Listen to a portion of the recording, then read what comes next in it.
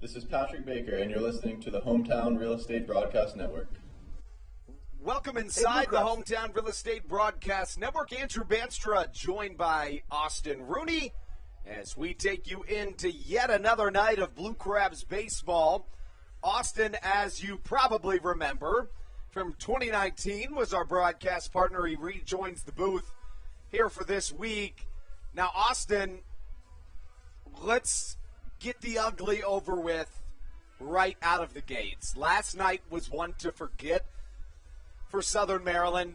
We fell by a score of 19-5 to the Long Island Ducks, who won the first half, but were fresh off getting swept by the Lancaster Barnstormers.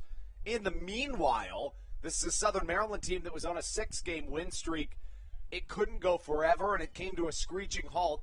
Southern Maryland on the season now, 38-35, 7-6 in the second half, and just a game back in the Atlantic League North Division in the second half. So this is a Blue Crabs team that is certainly still in control of their own destiny here early in the second half. But what do they need to do tonight differently than what happened last night? Well, I think it starts with the starting pitching, right? Misael Severio, he's had a bit of an up-and-down season this far. ERA close to 10, but last time out he had a couple of really strong innings to start at the start. So we'll have to see if he can again get off to a strong start first couple of innings and carry it through the rest of the evening. With that being said, we'll take a short break and be right back on the Hometown Real Estate Broadcast Network.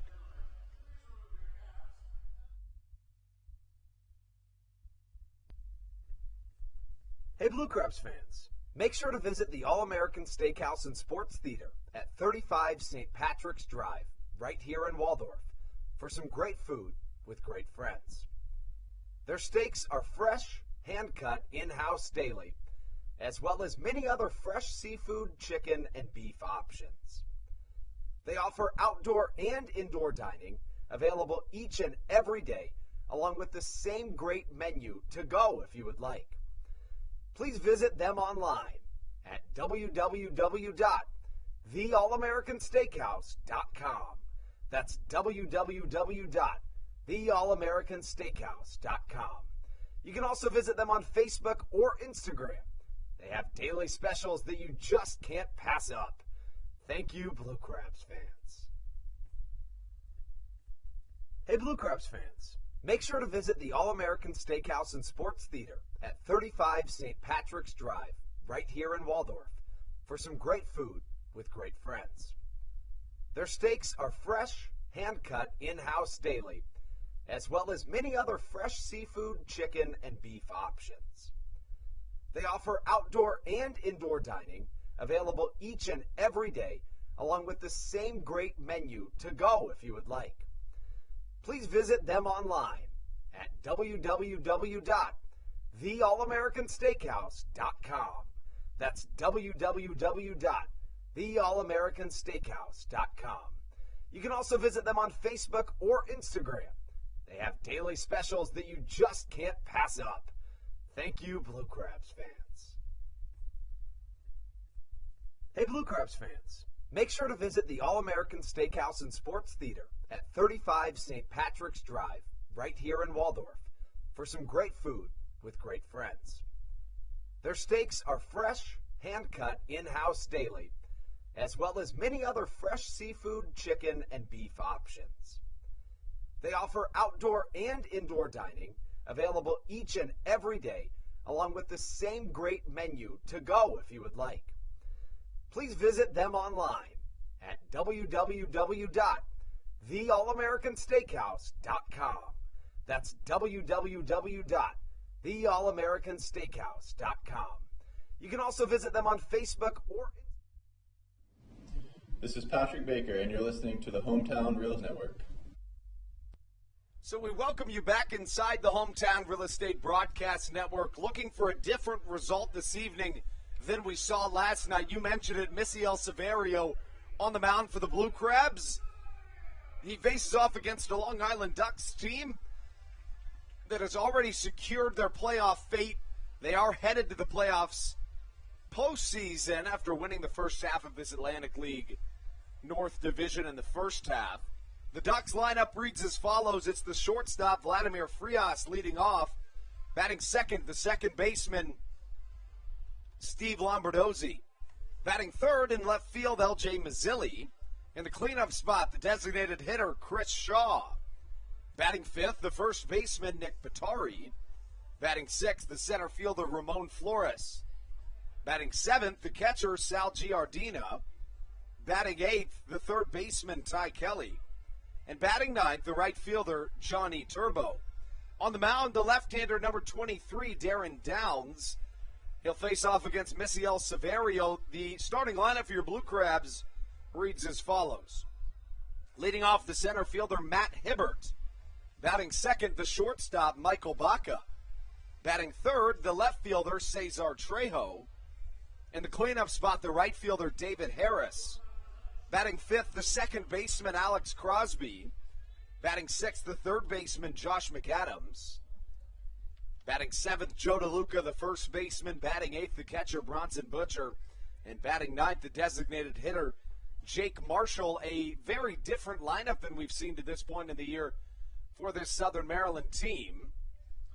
Right, and you got a few players here who played catcher in the past. Of course, historically, the Blue Crabs have gone with Joe DeLuca at the catcher position, but 7, 8, and 9 in the order are all guys who caught for the Blue Crabs this season. And they're all catchers by trade as well. So these are guys that are primary catchers. They fill out the latter third of Southern Maryland's lineup. Misael Severio hits the zone with his first pitch, but then misses as the count evens at a ball and a strike.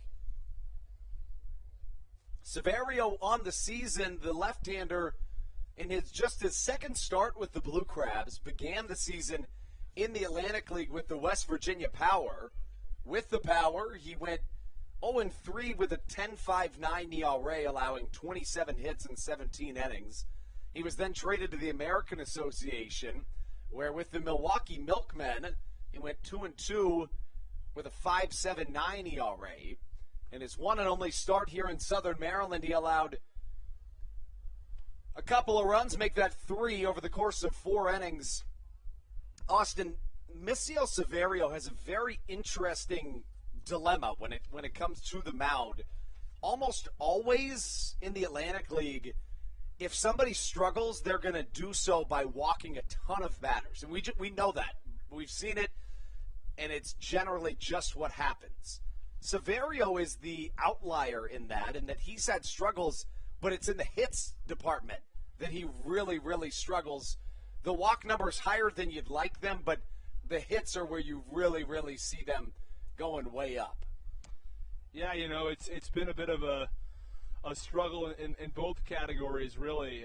58 hits in 21 innings. As he strikes out Vladimir Frias, strike number 3. That's a good start to his evening. And the walk number is high as well, 25 walks in 21 innings. So, again, just very high numbers in those two categories.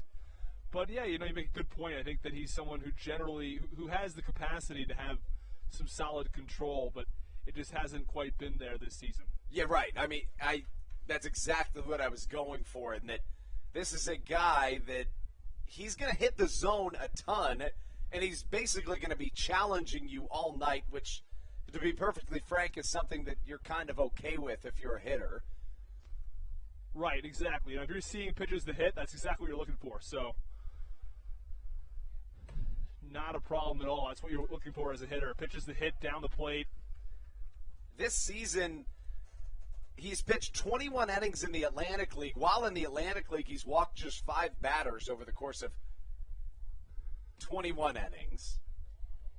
The southpaw, while walking 5 batters, has allowed 33 hits in that same time span.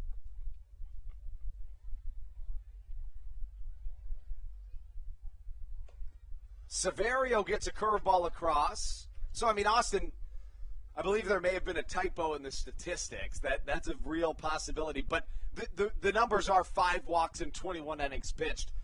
The fact of the matter is this guy's not going to put you on free passes, but he is going to allow his fair share of hits.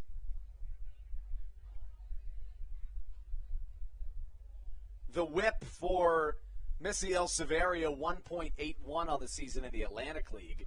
Another curveball, another strikeout. Interestingly, Austin, he's not a guy that strikes out a ton of batters either. 14 strikeouts in 21 innings pitched. So relatively high, but you'd like him to be a little bit higher, of course. Right, but off to a great start tonight in the strikeout category. Of course, getting Frias and Lombardozzi here. A beautiful breaking ball. Moving down and away from Lombardozzi to get the strikeout on that last batter. But, hey, you mentioned it. The walk numbers are just 5 in 21 innings. I apologize there. I think I might have said 25. But just a typo there, and we'll have that all sorted out now. He's got good control. Exactly right. Severio's a guy that's just going to pound the zone, and he's not going to try to overpower you either.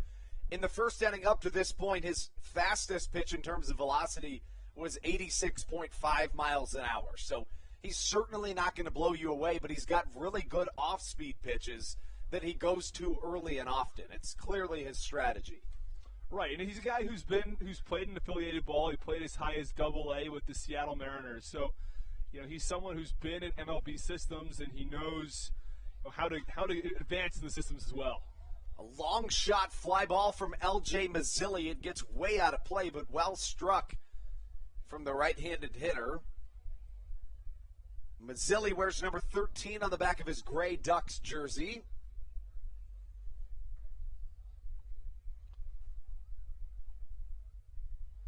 Mazzilli yesterday went 1 for 4 with 2 RBIs, a run, and a walk. 1-2 pitch in there. How about it, Misiel Severio? Wow. Striking out the side. Pinpoint command to give him 3 straight strikeouts in the first inning of action. We'll be right back in the bottom half of the first on the Hometown Real Estate Broadcast Network.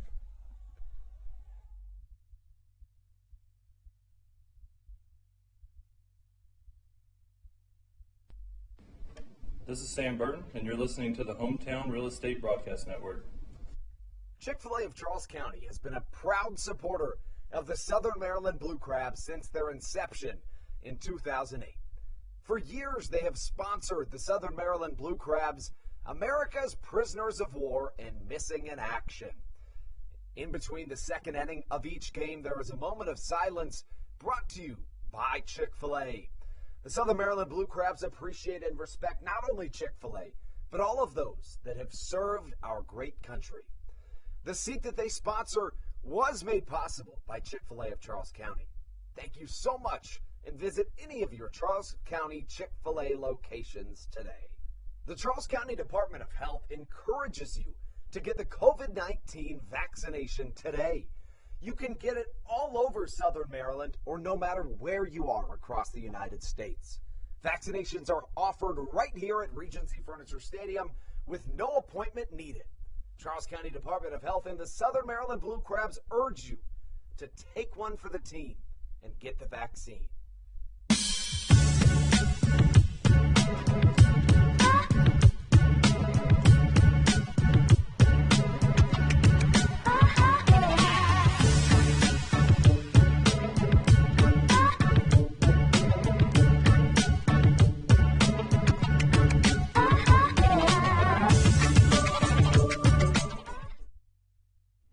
This is Sam Burton, and you're listening to the Hometown Real Estate Broadcast Network.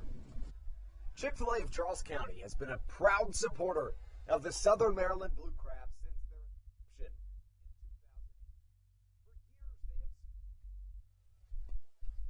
Striking out the side is Misael Severio in the top of the first. Austin, you pronounced the key to this ball game for Southern Maryland being better and strong starting pitching. It's exactly what Severio gave you, and now let's see if this offense can pick it up early. Exactly, and I think the only thing for Severio left is just to keep up the strong pitching. You know, bring this starting pitching past the first or second inning, because this is what he did last time out. Severio had a pretty good start against Lexington in 4 innings of work. First pitch from the MLB veteran Darren Downs inside, ball one to Matt Hibbert. Hibbert, the center fielder for this Southern Maryland team, he can really swing the bat. A .310 hitter on the year with a .426 on base percentage. Ground ball to the left side. Frias getting it in shallow left center field. I beg your pardon. Shallow left field. Throws it across the infield for out number one. Wow, what a throw by Frias. Doing his best Derek Jeter impression out there, because that was outstanding. And you can tell he was battling the sun, too. He's right in that, not only is he on the cut of the grass, the sun and the shade are perfectly aligning right on that cut of the grass. Right. So it's extra difficult. You almost wonder if he just takes a step in and plays a little more shallow, he wouldn't have to battle the sun. It's a really tough play there because, again, you're seeing that ball go in the shadow and then you're catching it out in the sun. So there's that transfer for a split second right when it's going into your glove. And then you're looking at first base, sun directly in your eyes. So it's a tough play, no doubt about it. Right here at the Reagan Waldorf. The place is packed, maybe every seat full this afternoon. The 1-0 outside, I beg your pardon, the 0-1 outside. We're even at a ball and a strike. Michael Baca up to the plate, the shortstop for Southern Maryland, a .279 hitter on the year. His bat has been exceptionally good in this homestand. 5 for 12, maybe make it 6 for 13. Instead, the center fielder, Ramon Flores, was playing Baca shallow and comes in to catch the line drive for out number 2. That brings up Cesar Trejo, and we know how good he was last night. Trejo finds himself fresh off a 2-for-4 game with an RBI triple. He homered the game before that, so he's a guy whose bat has been on fire of late. Bottom of the first action, the left-hander and MLB veteran Darren Downs on the mound. Southpaw's first pitch in there for a called strike. Downs on the year, 1-4 with a 5.47 ERA.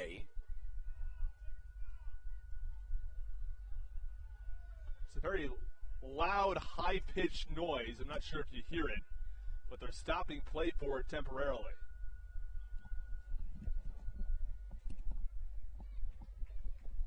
Well, that was bizarre, but we'll play on, Austin. Why not? The part about this job that's incredible, you never know what's going to happen when you come to work. Certainly Right. don't expect it to be that, though. You don't. And you might get that, come on down to the Reagan Waldorf, and you never know what you're going to expect down here either. It's true. The count, no balls, 2 strikes to the right-handed hitting outfielder Cesar Trejo. Trejo, in his 3rd season of professional baseball, was traded to the Blue Crabs back on June the 29th from the High Point Rockers.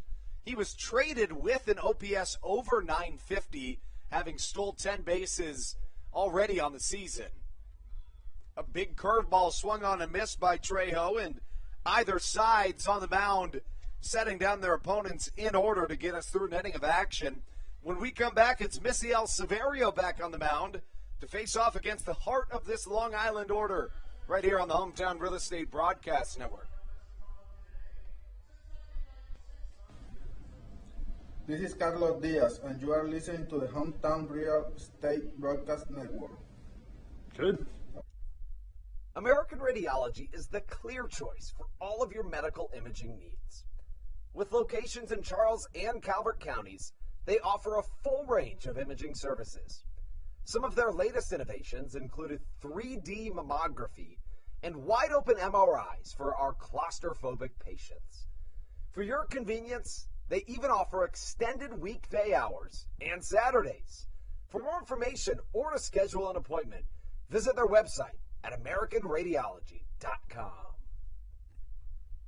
The Charles County Department of Health encourages you to get the COVID-19 vaccination today. You can get it all over Southern Maryland or no matter where you are across the United States. Vaccinations are offered right here at Regency Furniture Stadium with no appointment needed. Charles County Department of Health and the Southern Maryland Blue Crabs urge you to take one for the team and get the vaccine. Monkey.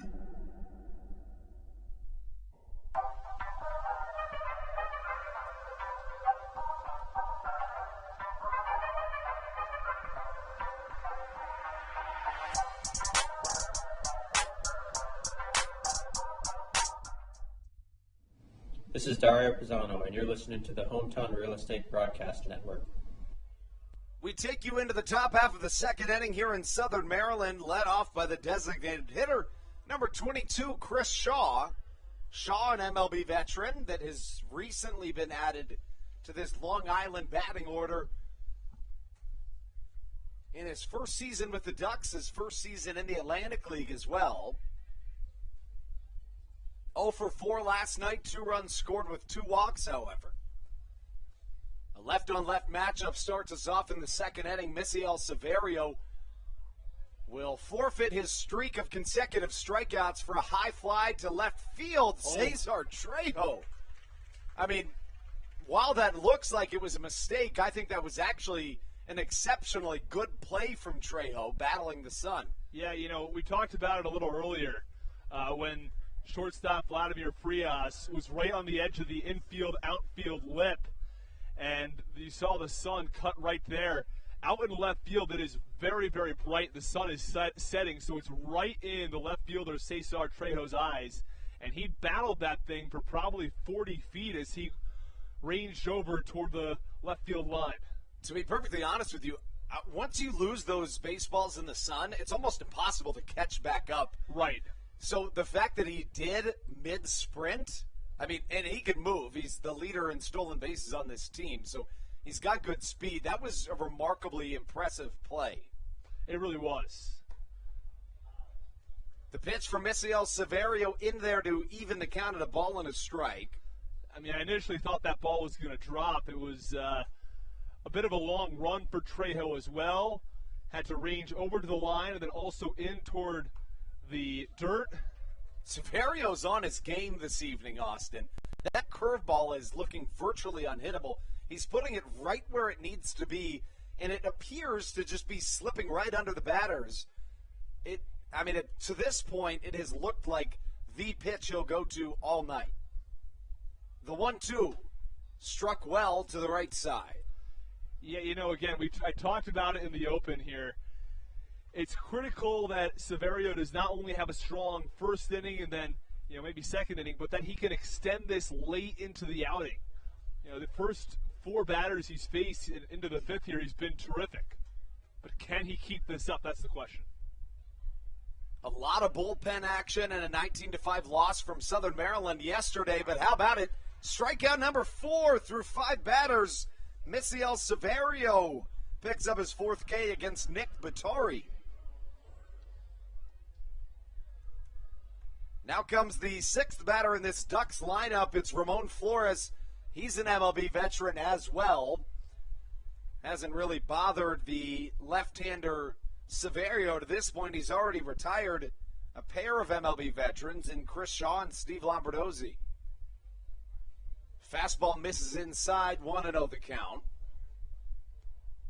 Again, Severio entered play on the season with a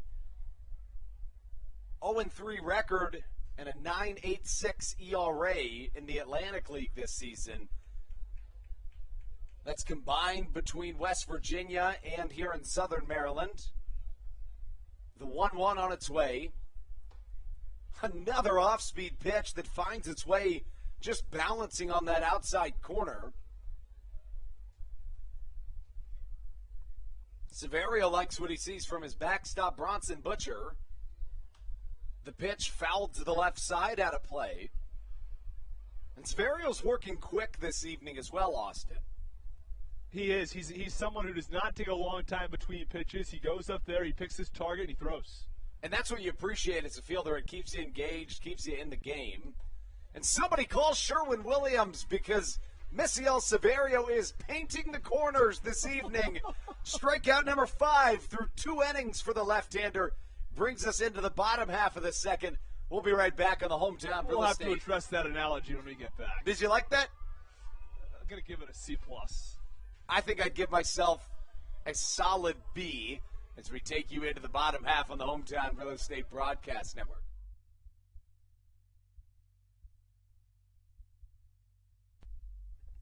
Dyson Building Center is one of the oldest family-owned and operated hardware, lumber, and building supply stores in Southern Maryland. They are located in St. Mary's County on Route 5 in Great Mills. Dyson's has an expansive and diverse inventory to help you with all of your home improvement and project needs. Whether you're new to the world of DIY, a tried and true DIY professional, or somewhere in between, the friendly and experienced staff at Dyson Building Center is ready and willing to help you today.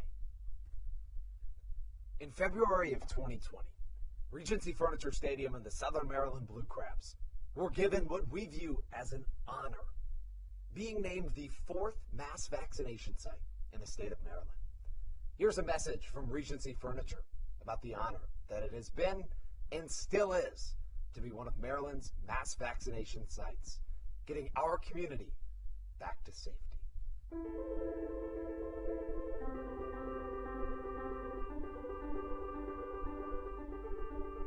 During these times of uncertainty, it helps to know there are things we can control to help ourselves and others. For me, it presents the hope that soon enough, my friends... This is Jake Marshall, and you're listening to the Hometown Real Estate Broadcast Network. 5 strikeouts through 2 innings from Misael Severio brings us into the bottom half of the second inning here on the Hometown Real Estate Broadcast Network.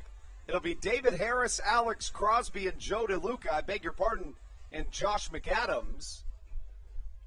Left on right matchup, Darren Downs on the mound. Much like Darryl Thompson, Downs is the pitching coach for this Long Island Ducks team.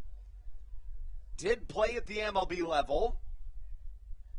Originally drafted by the Chicago Cubs in the 2003 MLB draft.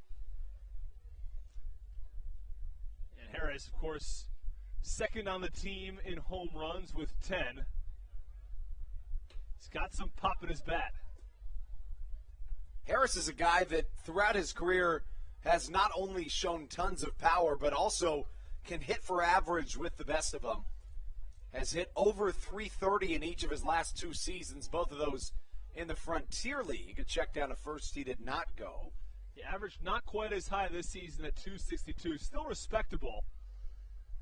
But we know what he's done in the past, and we'll have to see. He's a cleanup hitter. He deserves that number 4 spot in the lineup. And can he also start to increase that batting average toward the end of the season? And he certainly has of late. From July 17th through going into yesterday, he hit 340 over that a little more than a month span. So he's a guy who's seen it climb. He began the season batting in the final third of the Blue Crabs order with Josh McAdams in that cleanup hole. But things were shuffled around, and finally it was settled into this 4-5-6 of Harris. It looks like Harris got hit in the knee, but somehow he looks to be perfectly fine. It looked bad initially. You know, I thought that it hit him in the knee and he was going to be pretty banged up, but it looks like he's just fine. Harris gets hit by the pitch, the first runner to reach base so far in this ball game, and it induces Alex Crosby to come to the plate. Crosby, the left-handed hitting today's second baseman, generally a corner infielder, a .321 hitter on the year with a .502 slugging percentage. So far in this homestand, 9 for 22 with a pair of homers and 8 RBIs. Yesterday he was fantastic as well. Crosby went 3 for 5 yesterday. Not a terrible bunt, given that it was toward the left side of the infield, but he did pop it up.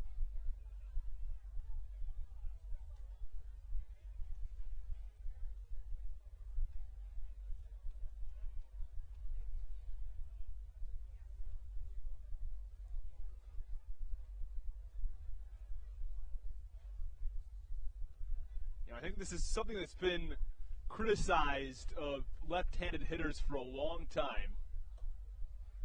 As Crosby takes one inside.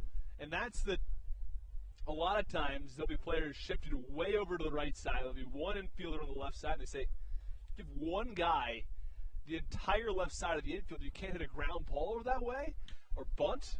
As Crosby nails one straightaway center, back goes Ramon Flores, but doesn't have to range back too far out one.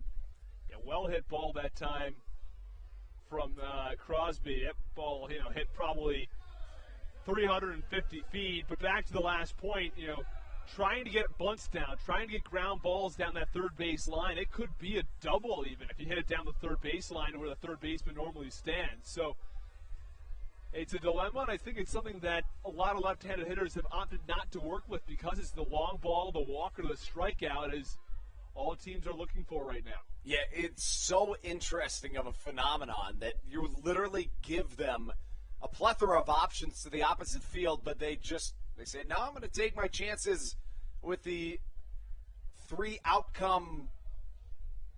And now McAdams is it. I was about to say, as we'll pause our sentence to say the second Blue Crab of this inning has been hit by a pitch, both of them in that knee to elbow area. Could you tell exactly where McAdams got hit on that? It looked like it might have been, thigh area, when you get this dead leg. Probably what happened to him there. Not too bad, though. As far it didn't hit bone. Have a bruise tomorrow morning. That brings up Joe DeLuca. DeLuca, a switch-hitting catcher from Cicero, New York. That's from the right side against the left-handed pitching Darren Downs. Downs, the left-hander, looks back at second, the pitch. Driven to the right side, and it hits off the umpire. Everybody. DeLuca is raising his hands as if, don't I get that? And that is an interesting point. It looks like it hit the umpire in fair territory and then bounced back fair, but it was going to go foul. And that's exactly what Stan Clyburn's going to come talk about. Technically, I think that's a fair ball because it hit him in fair play. It was going to go foul, sure, but it never did, and that's not DeLuca's fault. Yeah, it's not. It's also bizarre right now. You've had 3 people hitting this inning, 2 batters and 1 umpire. This has been one of the stranger sequences of events that I've seen in a long time. I got to be honest. I've never seen an umpire get hit in a line drive. And yeah, he got hit smoked. pretty badly too. He did. It was well struck off the bat of Joe DeLuca. DeLuca hits well from both sides. Now facing Darren Downs. The 0-1 misses. Downs performs much better as expected against right-handed hitters this year. Actually, I beg your pardon. You would think that he would fare much better against lefties. Lefties have been dominating Darren Downs this year, though, hitting .338 against him. Really? Righties, on the other hand, still hitting pretty well at .291. So I'm someone who looks at some analytics. You know, I appreciate the idea of looking for a few extra stats, right, and having the opportunity to look at more data to evaluate players. I'm not all that engrossed in some of the really advanced statistics. But go ahead. Do you consider the right-left splits in that category? So that's what I was going to actually ask. Do you know what analytics say about the right-left splits? Are right-handed hitters, do they normally hit more poorly against right-handed pitchers, or has that been a myth? Honestly, I would, as far as I know, it's true, but are you going to prove me wrong? No, I'm asking. I don't know the answer to the question. Yes, statistically, to my knowledge, right-handed pitchers fare much better against their counterpart right-handers, which is why, for example, a switch hitter, of course, would flip against his opposite-handedness. But, you know, DeLuca's a guy that has really good splits from either side of the plate, so it might just be a comfort thing at this point. 2-2, chopped down the third baseline. And I don't know if you caught what just happened down there. Did you see that? No, I missed it. I now see that there's quite the hubbub going down by the Blue Crabs bullpen bench. The one of the bullpen arms tried to field that ground ball. It rolled up his arm and came and hit another bullpen member in the face. Come on. Who did it skip up on? Honestly, I'm not sure. I can't tell who it was.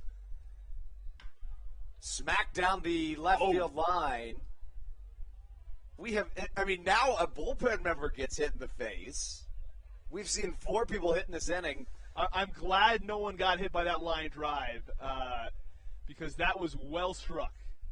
You'll be glad to hear that it is still a tradition in the Atlantic League, outside of clearly what just happened. The bullpen members generally still don't move. They just let it hit them. If you remember that tradition. I do. Slider gets in there for a called strike 3 to Joe DeLuca.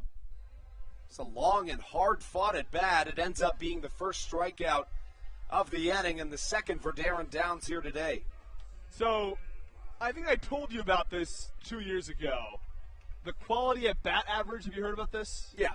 Right, so it was an idea my older brother had, and I still like it here like 10 years later. I do too. It's a catch-all. And it's just, quality at bats divided by total, plate appearances, or probably quality plate appearances. So you add up all the times you get a hit, all the times you walk, all the times you get a sacrifice fly or a successful sacrifice bunt. And then there are a couple other times you get 7 or 8 pitch at bat. So, it just sort of adds them all up, and you're not like, well, what's his OPS, what's his average? It's like, what does he do a good thing most of the time? Right. Does he help his team most of the time he gets up to the plate? Right. Bronson Butcher up to the plate right now, an 0-2 count to the right-handed hitting catcher. Hits one foul out of play. It's a good point you bring up, and Zach Collier, who gets the night off here tonight for the Blue Crabs, he is a guy that would basically have a 1,000 batting average, or quality batting average, because he almost always does something right at the plate. Let's take his on-base percentage just by itself. It's .454, but I can't remember the last time he didn't see at least 5 pitches in a plate appearance. Right. He's about the last guy I'd want to face as a pitcher. It's so true, and I don't think enough people talk about long at-bats and working the pitcher and drawing a deep count, because that gives you an advantage. You have a few 2-3 balls in the count, it forces the pitcher to throw more strikes. Earlier in this homestand, Collier had 5 straight plate appearances where he drew a full count. He's a guy that just sees a ton of pitches as Butcher chases a fastball upstairs, and Southern Maryland strands 2. We'll take it back into the top of the third when we return on the Hometown Real Estate Broadcast Network. This is Josh McAdams, and you're listening to the Hometown Real Estate Broadcast Network. Did you know that the Washington, D.C. metro area is the 5th most expensive place to live in the entire United States of America? Sometimes finding affordable housing in this area can feel impossible.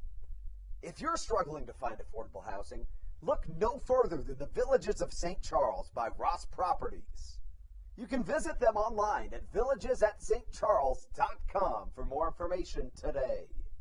Villages of St. Charles. They'll have you safe at home. There's nothing quite like when the Blue Crabs retire the side. At Wealth Management Partners, they're on your side for your retirement planning needs. It's never too early to start planning your retirement. Talk to the experienced financial advisors of Wealth Management Partners located right here in Waldorf. Call them today at 301-885-0955. Again, Wealth Management Partners. Call them today at 301-885-0955.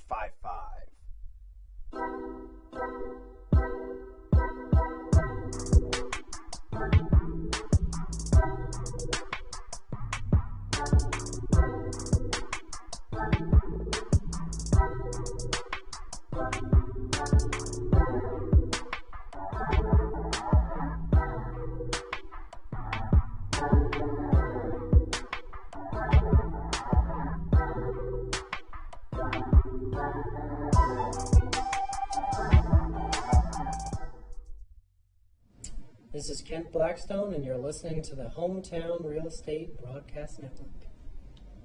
We welcome you back inside the Hometown Real Estate Broadcast Network, featuring a very special guest here on a Saturday night at Regency Furniture Stadium. We've got Barstool Sports, Barstool RDT joining us on the Hometown Real Estate Broadcast Network. Really happy you were able to make it out tonight, throw out a first pitch, and have some fun and join us up in the booth. How have things been to this point?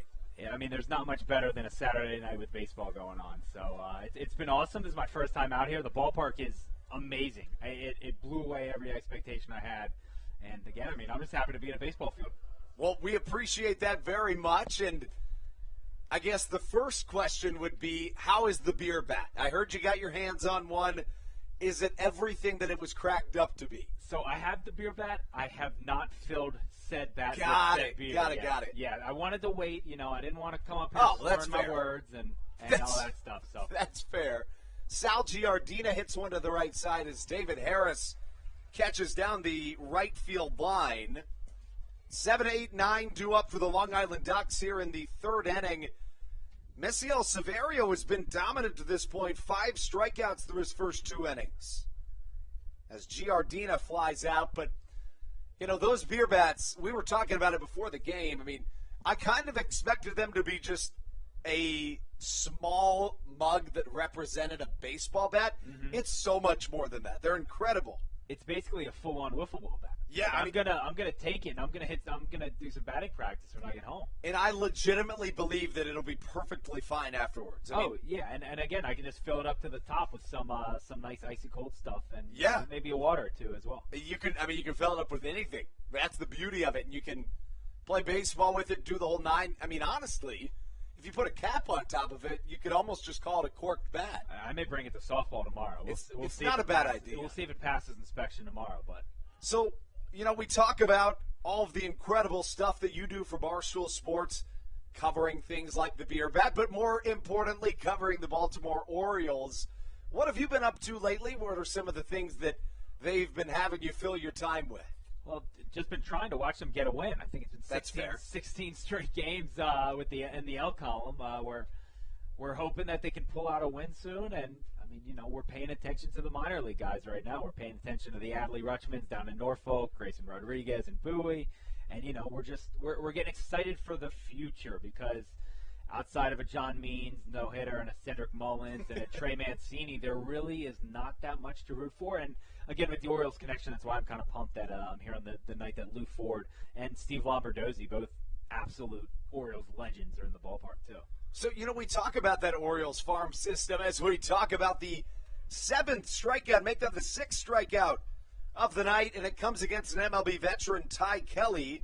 Strikeout looking for out number 2, but I mean, there's no question about it that Mike Elias has come in and done a really good job with this Baltimore franchise. Started to turn things around from the bottom all the way up. The farm system's certainly promising. I mean, you said it. Guys like Rutschman, Rodriguez, the list goes on and on. How long do you think it'll be until this is a team that can be a real contender, especially in the AL East, as a flare shot in the center field drops? Oh, yeah, that's a nice Bermuda Triangle down there. I mean, it should be. You got to expect them to be in competitive within the next 2 years, I think. Obviously, you look at the record their last 3 years, and it doesn't look good, and you're like, I don't know how these guys are going to compete. But again, I mean, they're loaded. They just got named the number 2 farm system in baseball. They have the pieces. They got to start plugging them in, and you got to start picking up some of these major league ready guys, these pitchers, because the guys in the rotation outside of Means, and even Means lately, has not been great, but you got to start getting some of that major league talent pumped in there. So hopefully within the next 2 years, I would assume. I think 2025, we're looking at something that resembles maybe a wild card, challenging team. Well, Stevie Bowen, who you've met many times this evening, who was on the broadcast for most of the season, has been on the record many times saying that he'll be partying on Utah Street in 2025. So that's his projection. I think it's a little early, but I like the aggressiveness. To me, it seems like, I think it was 2015 for the Cubs. Our 2025 is that 2015 for the Cubs, where you can, they're young kids that played a little over their head. As Josh McAdams misses his target at first base, and none other than Johnny Turbo comes all the way around to score, and that goes down as an E5 that allows Turbo all the way from first to home. And in a start that's been incredible for Misiel Severio, a single and an error allow the first run of this game to come around and score. I will say, Johnny Turbo is an all-time baseball name. It is. That's fantastic. It's a brand new name. His name was formerly Darby Myers. He was a Blue Crab at one point. He's been on a couple of teams in the Atlantic League. He is obviously very fast, and over this last offseason, the extended 2020 offseason, he legally changed his name to Johnny Turbo. So, yeah, I agree. I mean, I've said it many times. If I was fast enough to call myself Johnny Turbo, I would do the same, but I'm just simply not. Oh, absolutely. I mean, I may switch my name to that tomorrow for softball. Like, that's a fantastic name. And again, you got bored during quarantine. I get it. Got to find ways to stay creative. I like it. He's the self-proclaimed fastest man in America per his Twitter account. And he was moving on the base paths there. You got to give him that. A 1-1 count to the aforementioned Steve Lombardozzi. Lombardozzi 0 for 1 today with a strikeout swinging back in the first. Severio really had his stuff early, but appears to be in a little bit of a rut right now. He's a guy, generally we see guys in this league that struggle do so with the command. It's going to be the walks that raise their whip and their ERA. For Severio, he's walked just 5 batters this season, but holds a 10 ERA. He's a guy that just allows a plethora of hits on many occasions. Does so here. It's an RBI single from Steve Lombardozzi to put the Ducks up by a pair here in the third. It's a screamer, too. Came right back at him. I was talking about it with Austin yesterday. This Ducks middle infield earlier this season was probably the best the Atlantic League's ever seen, just in terms of MLB resumes. Now, Lombardozzi, certainly a name, a big name, but Ian Kinsler was his counterpart in the Long Island Ducks middle infield earlier in this season, which is always super cool to watch. Another all-time second baseman that's in the Atlantic League right now, Brandon Phillips. He actually has an ownership stake in the Lexington Legends and then joined the team as well. I love that move, too. I mean, it's a power move. Establish your dominance. Yeah. You gotta let him know who's the head honcho. Now, he doesn't travel with the team. Again, I mean, that's the Roger Clemens move. We saw that. Yep. Again, it's a power move. You hate to see it if you're a Blue Crabs fan because you'd love to see him here, but you got to respect it. Oh, absolutely. I mean, he's known for his bat flips. I would like to see one here. And who's going to tell him no? I mean, he owns the team. Yeah, that's true. Fielder's choice at second. Alex Crosby steps on the bag as L.J. Mazzilli grounds out. We'll be back after a short break. Barstool RDT rejoins us for the bottom half of the third here on the Hometown Real Estate Broadcast Network.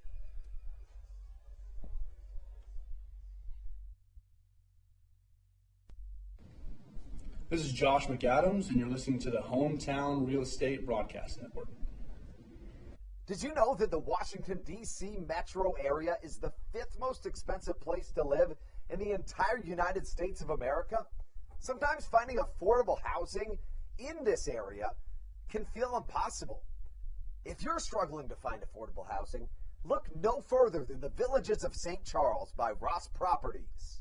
You can visit them online at villagesatstcharles.com for more information today. Villages of St. Charles. They'll have you safe at home. There's nothing quite like when the Blue Crabs retire the side. At Wealth Management Partners, they're on your side for your retirement planning needs. It's never too early to start planning your retirement. Talk to the experienced financial advisors of Wealth Management Partners located right here in Waldorf. Call them today at 301-885-0955. Again, Wealth Management Partners. Call them today at 301-885-0955.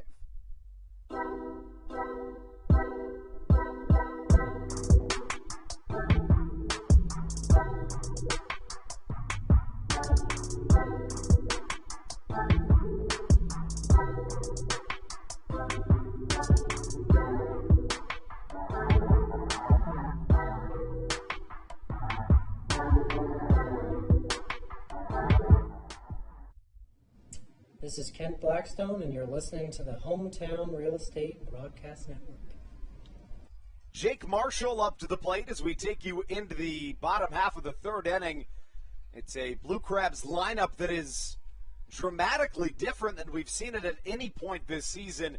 Stan Clyburn, Southern Maryland's manager, well known for really not making any changes to his lineup, trying to keep things with some continuity, but with a couple of players unavailable tonight, a ton of shifting around in this order, and it's going to be a offense trying to fill some holes and trying to avoid a series loss to this Long Island Ducks team. But we pick back up with the Orioles because, of course, you know, the Blue Crabs at their core have a strong Orioles connection. One of the original owners of the team, Brooks Robinson, we saw his mural earlier. The boardwalk that connects the basketball court to the picnic deck is called Brooksy's Boardwalk, so it's ingrained all over the place as Marshall strikes out. It's a cool and a fun connection to have here at this ballpark. Oh, absolutely. I mean, I've never heard anyone say a bad thing about Brooks. Like, he seems like the absolute, just a gem of a person, and he, as we know, he's a heck of a baseball player. I mean, again, anytime you can put his name on anything with baseball, I think you're doing it right. So, yeah, let's, I'd love to see him bounce back. I know he broke his arm a couple weeks ago, it sounded like. I heard about that. You hate to see that, especially you said it. I mean, nobody's ever said a bad thing about the guy. World Series MVP. Would you say that he's unequivocally the best Oriole of all time, or would I be wrong in saying that? I know when I did my starting nine, get down, ball, staying up. When I did my starting nine Orioles Mount Rushmore with Dallas Braden, I had him on there. Not in any order, but it was him, Cal, Jim Palmer, and I picked Eddie Murray. But, I mean, he has to be in the conversation, definitely for best defensive player of all time, just at any position on any team. I mean, I think he won 16 Gold Gloves, something like that. So he could play with the best of them. He's an absolute legend. I mean, and you look back at some of the few film or pictures you see from back then, and it looks like a minor league stadium, compared to what we have today. But the stuff he was able to do, it's just remarkable at that third base position. And it's awesome, too, because, I mean, like you said, I think his most memorable play, the one that we all see, is that play from the, behind third base in the World Series against the Reds. And, I mean, he was basically in the third, the coach's box making that throw all the way across the diamond.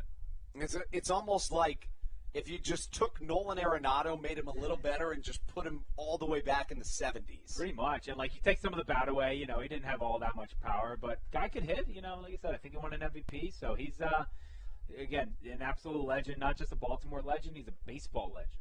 So as the third inning comes to a close, let's talk about the state of baseball. And, you know, the state of baseball in some ways roots from the Atlantic League right now with all the rule changes. This is your first Atlantic League game. Have you noticed the electronic strike zone at all, or the? I had no idea it was an electronic strike zone. So there we go. Now that you say it, I remember that, but I did not. I completely forgot that was even a thing here. So that tells you it's doing a good job then. The electronic strike zone, or the robot umpires, the automated ball strike system, whatever you want to call it, has certainly made strides over the last year or so, to the point where, I mean, like you said, sometimes you don't even notice it.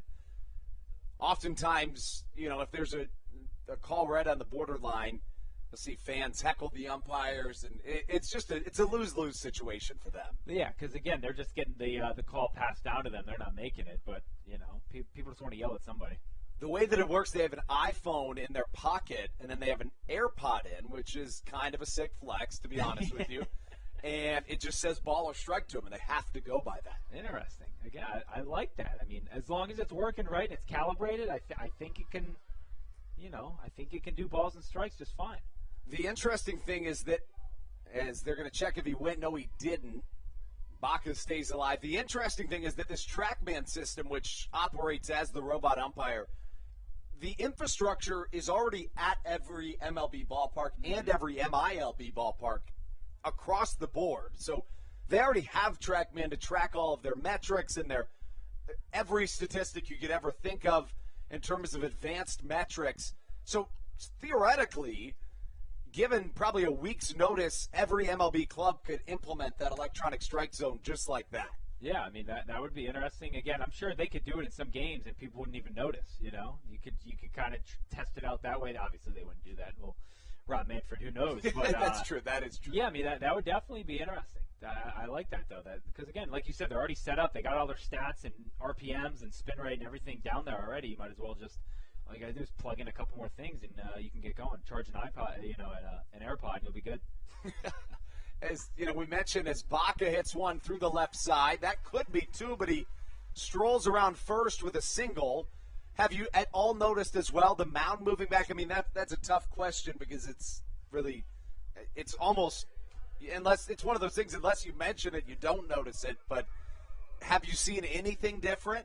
No, I mean, like I said, I knew going into it that was one of the big ones that you know the Atlantic League did was move it back. But again, to the naked eye, you could not tell. I wouldn't. It's not like these guys are throwing, you know, just all dirt balls. I think they're, you know, it seems like they're used to it.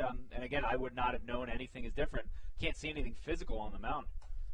One of the rules this year that I'm a little bit shaky on still, that I don't know where I sit on it, but it's an interesting one, is the double hook designated hitter rule, which states that you lose your designated hitter when your starting pitcher comes out. So the reliever takes his spot in the batting order. That's been an interesting one, too, as Trejo beats out an infield single. Yeah, that's kind of like that NL, you know, where you get the double switch in the National League and all that. And it does get funky with those rules. Me, myself, I'm an AL homer. I agree. So give me the DH. I want to see my best hitters up there. But it's definitely, I mean, you know, it's a different strategy. And, you know, maybe do you leave your guy in or, you know, you really got to be careful when you're yanking your pitcher. And that was what the MLB said. Their words in their press release straight from them was that they want to see starting pitchers go deeper. That has happened in the Atlantic League this year as David Harris comes up. Of course, a couple of the other rule changes that have made their way to affiliated baseball from the Atlantic League, stuff like the banning of the defensive shift. I believe that went to the AA level this year. My personal least favorite rule has been implemented into low A this year. It's called high A. It's called the step-off rule, and it states that in order to pick off, you must disengage your back foot from the rubber. And we saw it take place in the Atlantic League in 2019. basically any time a left-handed pitcher raised their foot, it was an automatic steal. It's not a rule that ever made a ton of sense to me, but it's working its way up the chain, so I'm hard pressed to see that in the MLB one day. But line drive single, it was a hit and run from Baca. He comes second to home. Southern Maryland carves into this Ducks lead 2-1. That's a strange rule, isn't it? It seems like if you have a lefty on the mound, like you were saying, it's basically an automatic go, and it puts you at a disadvantage. I mean, I couldn't imagine, when you get that to the MLB and you got a guy like Madison Bumgarner or Chris Sale on the mound, I don't think that would really go over well with those fiery lefties. I think John Lester might be okay with it. Yeah, he's not going to throw over, regardless. But that's an interesting one because, again, I feel like that's one that puts you competitively at a disadvantage if you have one of your better lefties on the mound. Doesn't seem very fair. Yeah, and it is. That one's a little bizarre in my personal opinion, as Alex Crosby takes a pitch down low, gets past Sal Giardina, who, if you got a glimpse of that, has unequivocally the best mustache in all of baseball. I could see it when he was on deck, and it's magnificent. It is something. We'll say that. Try and paint that picture for you. Austin, my broadcast partner, wisely said it looks like a movie prop on his face. Yeah. It's like, there's Bobby Valentine with the fake nose and mustache out there. It does not look real. I have many questions about said mustache and when that started being grown and the amount of dye put into it. The dye, how much, you got to put some real effort into maintaining its shape, and I would think, at least. I certainly can't grow a mustache like that. More props to him.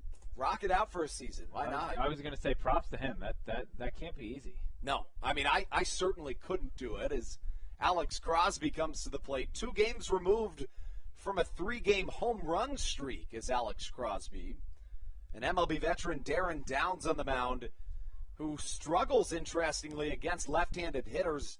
Lefties hit .338 off of him this year. Yeah, this little funky windup, too, or delivery is there's something about it. I don't know what it is, but. And he hides the ball really well in that kind of herky-jerky, kind of mechanic-like motion where it's hard to see the levers coming in. Mm-hmm. Left-on-left matchup here. Southern Maryland has a chance all of a sudden to pull away. Chopper to the left side. This could get through. Frias keeps it in the infield, throws it to third, and it's a tie ball game. Southern Maryland taking advantage of singles and small ball to tie this thing up. And I'm happy that we scored some runs so that we could extend our conversation a little bit. Get them on, get them over. That's what you got to do. That brings up Josh McAdams, who, interestingly, while he's not used very often as a pitcher, when he is in super blowouts, is a really, really good pitcher. He, over his last 2 seasons, has pitched 17 innings and has allowed 4 earned runs. He throws 96 off the mound. He could make his way up to Baltimore tonight, maybe. It's pretty remarkable. Like when especially at third, you'll notice at third if it's a close play, he'll just fire one across the infield as he fouls to the right side. He's a pretty good bat as well. Top 5 in the Atlantic League in home runs, and became the first Blue Crab to 50 RBIs the other day. Now, the Long Island Ducks have already secured a playoff spot. The Atlantic League has kind of a weird playoff structure. The winner of each division in each half goes to the playoffs. So they won our North Division in the first half, so they're already in, even if they don't win another game this year. Whereas we're trying to win this second half to get in. And if the same team wins the same half, then it's a wild card. It's a whole thing. But essentially, Southern Maryland has a ton more to play for the rest of the season. I like that, though, because, again, it makes those games in the first half count. Those games in April and May, when guys may be dogging it in the bigs, you're playing for something. So, And there's so much roster turnover in the Atlantic League. We've already seen 75 contracts purchased by the MLB this season, so it's a ton of turnover. But unfortunately, I really could talk to you all day. That's what we've got for this inning. Barstool RDT joining us. It's been an absolute pleasure, and I'd love to have you back down anytime. Absolutely. You let me know. And like I said, they scored 2 when I'm in the booth, so I may be the good luck charm. Let's see if that continues the rest of the night. That is true. We'll probably have to get the Blue Crabs' batting average when you and Coach Duggs were in the inning. The Blue Crabs scored like 7 runs when he was in the inning, and now 2 more here. 9 runs in 2 innings, not too bad. Not shabby at all. We'll take you into the top half of the 4th. We'll be right back on the Hometown Real Estate Broadcast Network. This is Josh McAdams, and you're listening to the Hometown Real Estate Broadcast Network. Did you know that the Washington, D.C. metro area is the 5th most expensive place to live in the entire United States of America? Sometimes finding affordable housing in this area can feel impossible. If you're struggling to find affordable housing, look no further than the Villages of St. Charles by Ross Properties. You can visit them online at villagesatstcharles.com for more information today. Villages of St. Charles. They'll have you safe at home. There's nothing quite like when the Blue Crabs retire the side. At Wealth Management Partners, they're on your side for your retirement planning needs. It's never too early to start planning your retirement. Talk to the experienced financial advisors of Wealth Management Partners located right here in Waldorf. Call them today at 301-885-0955. Again, Wealth Management Partners. Call them today at 301-885-0955.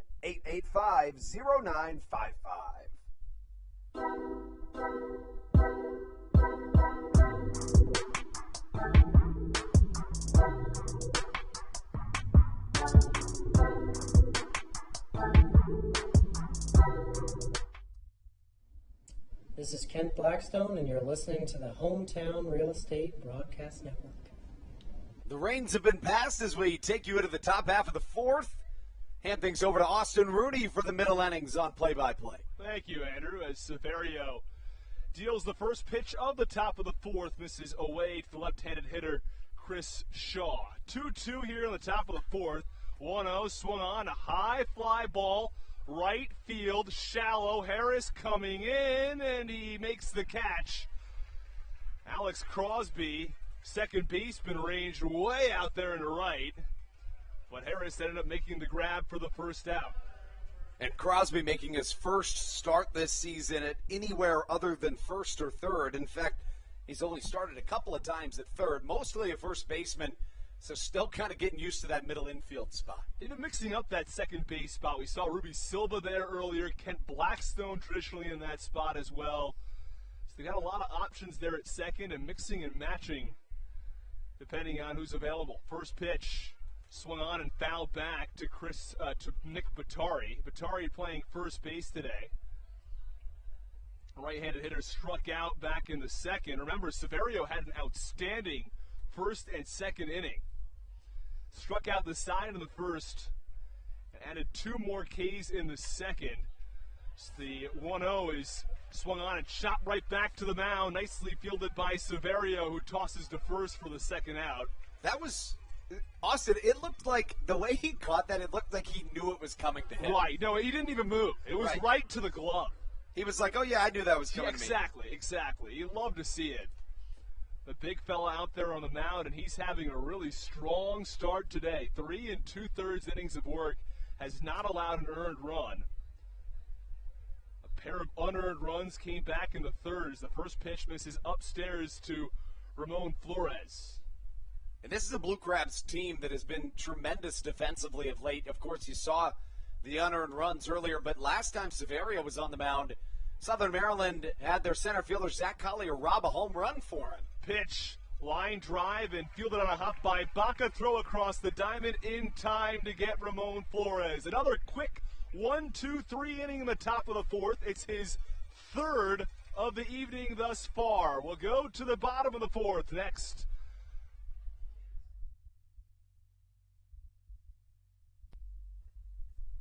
Hey, Blue Crabs fans. Make sure to visit the All-American Steakhouse and Sports Theater at 35 St. Patrick's Drive, right here in Waldorf, for some great food with great friends. Their steaks are fresh, hand-cut, in-house daily, as well as many other fresh seafood, chicken, and beef options. They offer outdoor and indoor dining, available each and every day, along with the same great menu to go if you would like. Please visit them online at www.theallamericansteakhouse.com. That's www.theallamericansteakhouse.com. You can also visit them on Facebook or Instagram. They have daily specials that you just can't pass up. Thank you, Blue Crabs fans. All Pawn is Southern Maryland's premier pawn shop and is the official pawn shop of the Southern Maryland Blue Crabs. Stop by and say hello today. They've been a part of the Southern Maryland community for 18 years. If you need some cash to hold you over, or if you're just doing some spring cleaning and want to clear some stuff out, please bring it by All Pawn and let them make you an offer. If you have broken jewelry or some that you just don't want anymore, please bring it by and they'll pay you more than anyone in the Tri-County area. They're located on 301 in White Plains, just south of DeMar Road. Go Blue Crabs!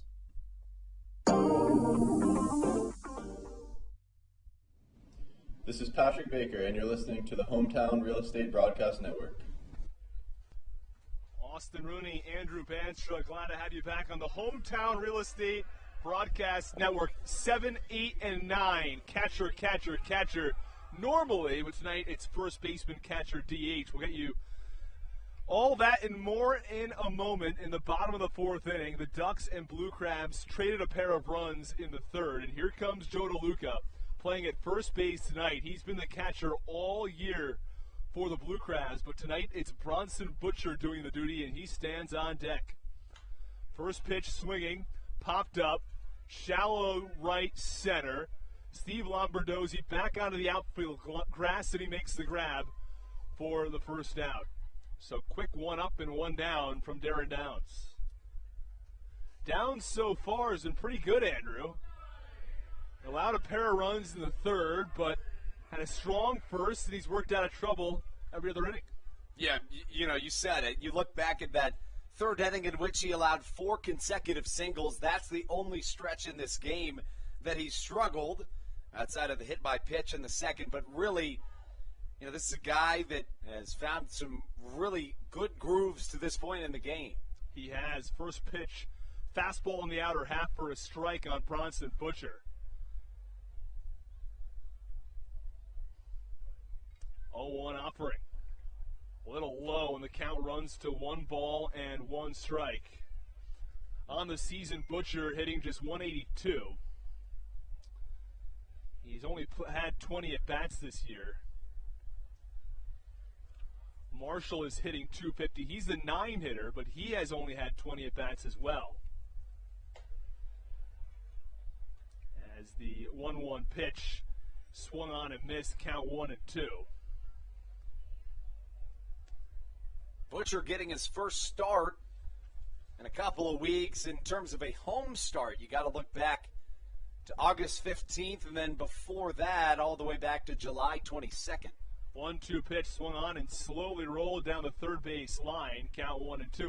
It's tough for hitters, especially guys who don't get a lot of at-bats, to make these sporadic starts. Yeah.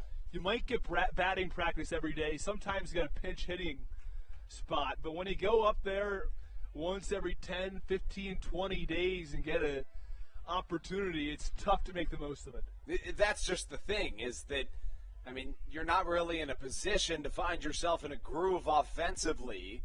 I think the defensive side is a little bit more easy to pick up, but right. I agree. 1-2, fastball cut on and missed, struck him out for the second time this evening. So 2 away now in the bottom of the fourth.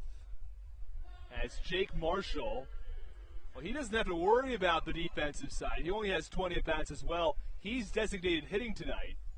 He's only played in the field once this year when he caught back on his birthday. It's against these very same Long Island Ducks. Not getting the start tonight, though, behind the plate, as the first pitch is cut on and fouled back behind home plate. Out of play, and the count 0-1. No rain tonight. What has been a beautiful Saturday evening in Waldorf, Maryland. It's a beer bat night.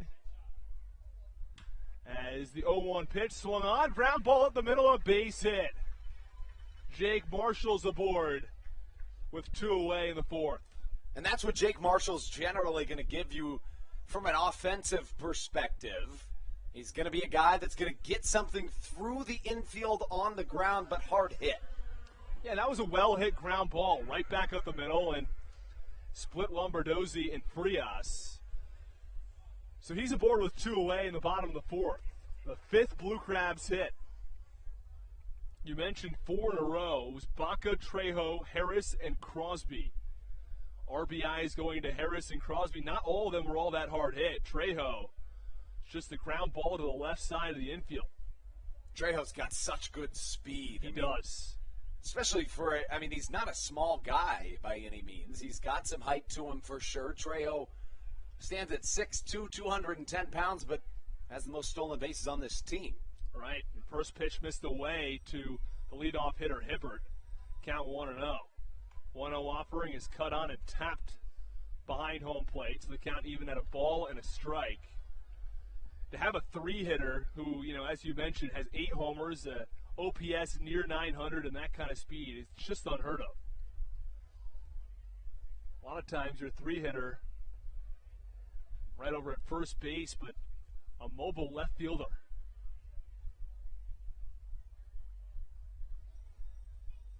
1-1 pitch. Swing and a miss, the breaking ball low and in. The count 1-2. Marshall from first with 2 away in the bottom of the 4th. Blue Crabs 2 and the Ducks 2. Pair of runs scored by the Blue Crabs on 4 consecutive singles in the bottom of the 3rd. As the 1-2 swing and a ground ball through the right side, a base hit. Marshall rounds second, applies the brakes. And the runners on first and second with 2 away. The 6th Blue Crabs hit here through just 3 2/3.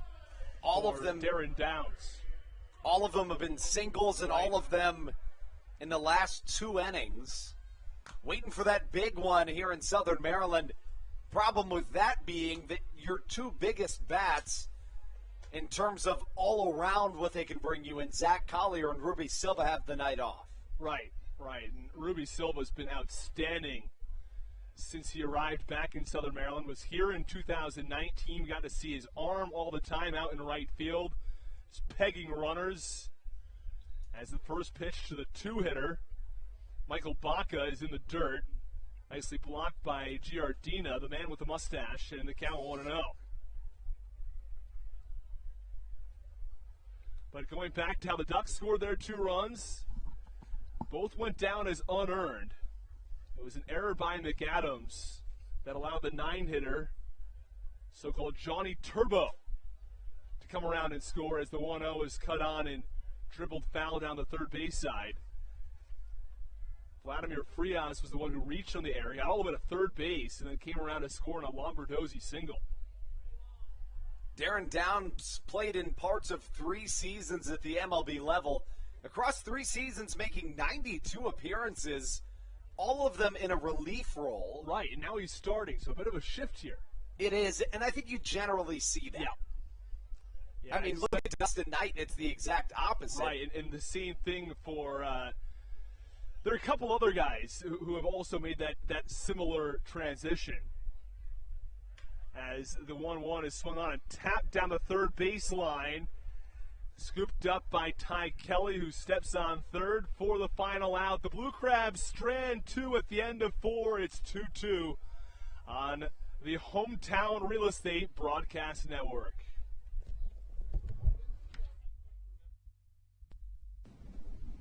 This is Patrick Baker, and you're listening to the Hometown Real Estate Broadcast Network. All Pawn is Southern Maryland's premier pawn shop and is the official pawn shop of the Southern Maryland Blue Crabs. Stop by and say hello today. They've been a part of the Southern Maryland community for 18 years.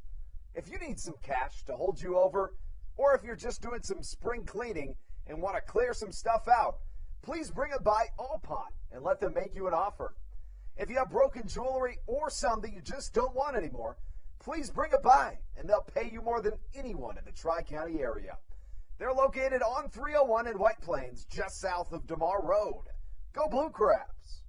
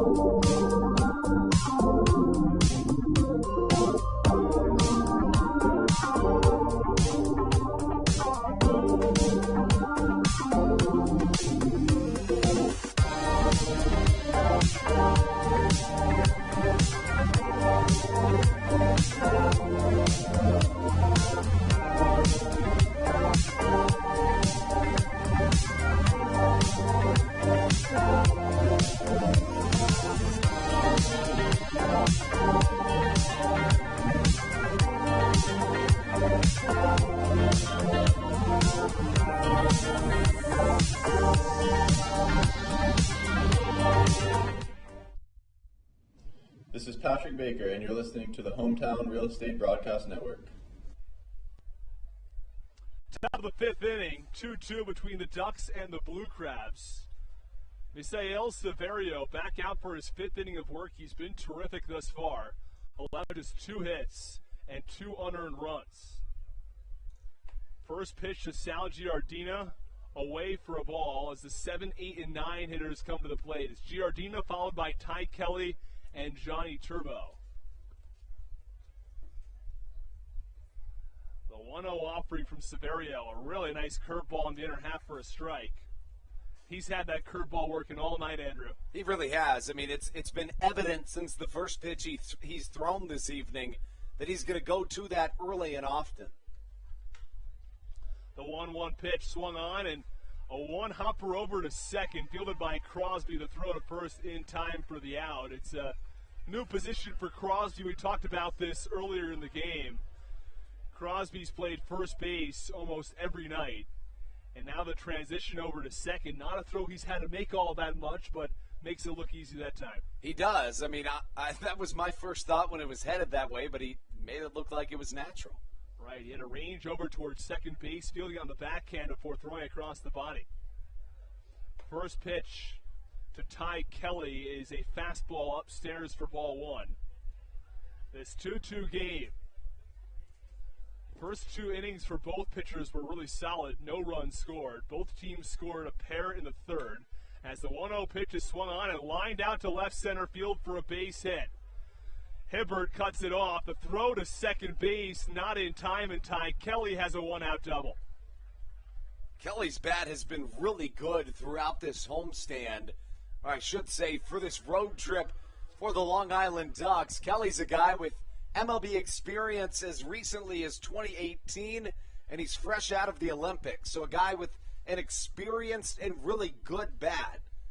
Yeah, that was a really well-hit ball to left center. Hibbert got there pretty quickly, but not in time to catch the speedy Ty Kelly over at second base. Kelly now 4 for 7 in the series with 3 doubles, 3 runs scored, and a walk. There are quite a few guys on this Ducks roster who hit well against the Blue Crabs. Frias, in almost 50 at-bats, has 20 hits, hitting near 400. First pitch to Turbo. It's away for a ball. Johnny Turbo, the man's new name. From Darby Myers to Johnny Turbo. I like Darby Myers. It's a nice name. It is. 1-0 pitch swung on, and it's a line drive into shallow left. They're going to send Kelly. Throw to the plate is high and over the head of the catcher Butcher, and that allows Turbo to get to second base. So it's a single to left and an RBI, and Turbo reaches second on a throwing error from left. So a 3-2 lead for the Ducks, and they're back on top. So Turbo with 2 singles to start the afternoon. Really providing a boost to this Long Island Ducks team. I love it. I love it.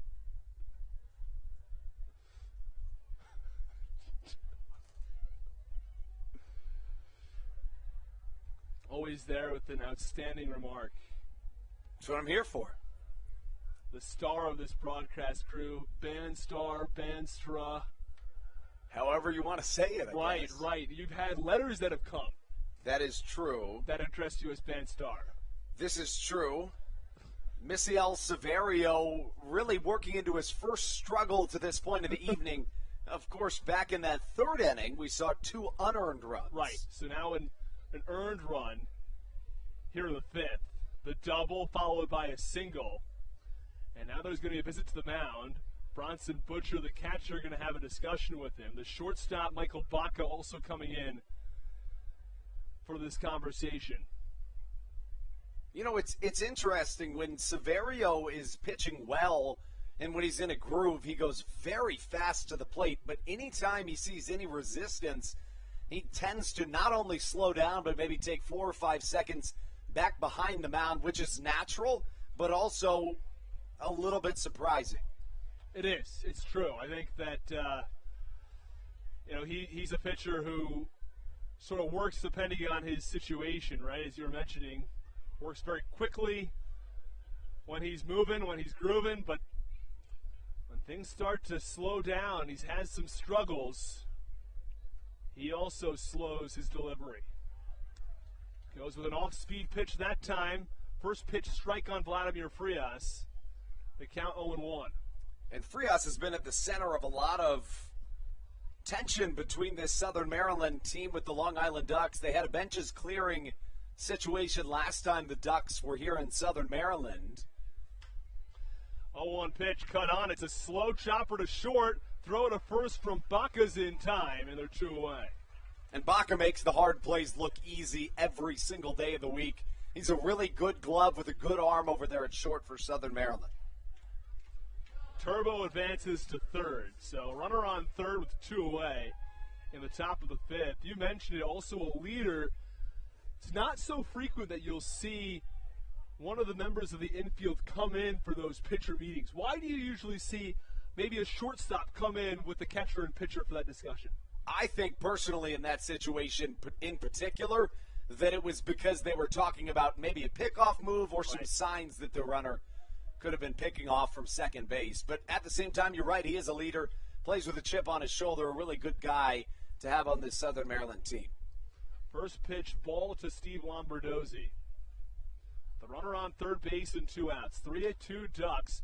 The 1-0 pitch, swing and a ground ball just barely fouled on the third base line. Yesterday, the third base umpire thought that a ball was foul that was maybe 2 or 3 feet in fair territory. It was not a very close game, so it luckily didn't cost anybody, but this time around that ball was foul. Right call made down at third base. Severio trying to work out of this jam, not allowing any more damage here in this 5th inning. 1-1 pitch, off speed outside, and the count 2-1. In Severio's first start with the Blue Crabs, he went just 4 innings, so this is the deepest he's worked as a member of the Blue Crabs. And his best start as well. Allowed 3 earned runs in 4 innings. 2-1, fastball. At the letters, cut on and miss, count 2-2. And he's changing speeds a lot, even with the fastball, Austin. I mean, you're not going to overpower Steve Lombardozzi unless you're doing just that. The eye test was passed there. He's popping the leather every once in a while when he needs to. No doubt about it. He can ramp up the velocity when need be. That 2-2 pitch, another fastball, try to get him to chase, and it's upstairs. Count goes full at 3-2. 3 balls, 2 strikes, 2 outs, top of the 5th. 3-2 Ducks with a runner on third base. It's Johnny Turbo who drove in the go-ahead run here in the top of the 5th. The healthy lead off of third base, not being held on closely by McAdams. Here's the 3-2 pitch. Swing and a pop-up foul down the first base side onto the roof of the concession stands. And rolling back down into the stands where some kids can go after it. A fun souvenir for a youngster. Or so we hope. I can't quite see who got it down there. 3-2 pitch. Swing and a chopper found on the third base side. Takes a couple of crazy hops up there in the stands, and some more fans go running after it. It's like a pinball machine. It is. That was wild. It it hit the concrete steps there to a wild hop up. It was electric. It was. It was electric. It was fantastic. 3-2 pitch. Low and away for ball 4, so Lombardozzi works a walk. That is the first walk issued by Misael Severio. We talked about it earlier. He does not walk a lot of guys. Had just 5 walks in 21 innings coming into this games. That's his 6th. Now more than 25 innings of work. And those are the numbers you want. About a quarter of a walk an inning. If you're looking at 2 walks per 9, it's a solid number. First pitch, breaking ball low in the dirt. Butcher had a little bit of trouble finding it. The runners stay put. Count 1 ball and no strikes. Lombardozzi this season has already stolen 6 bases against the Blue Crabs by himself, so I wouldn't be shocked to see him do that here.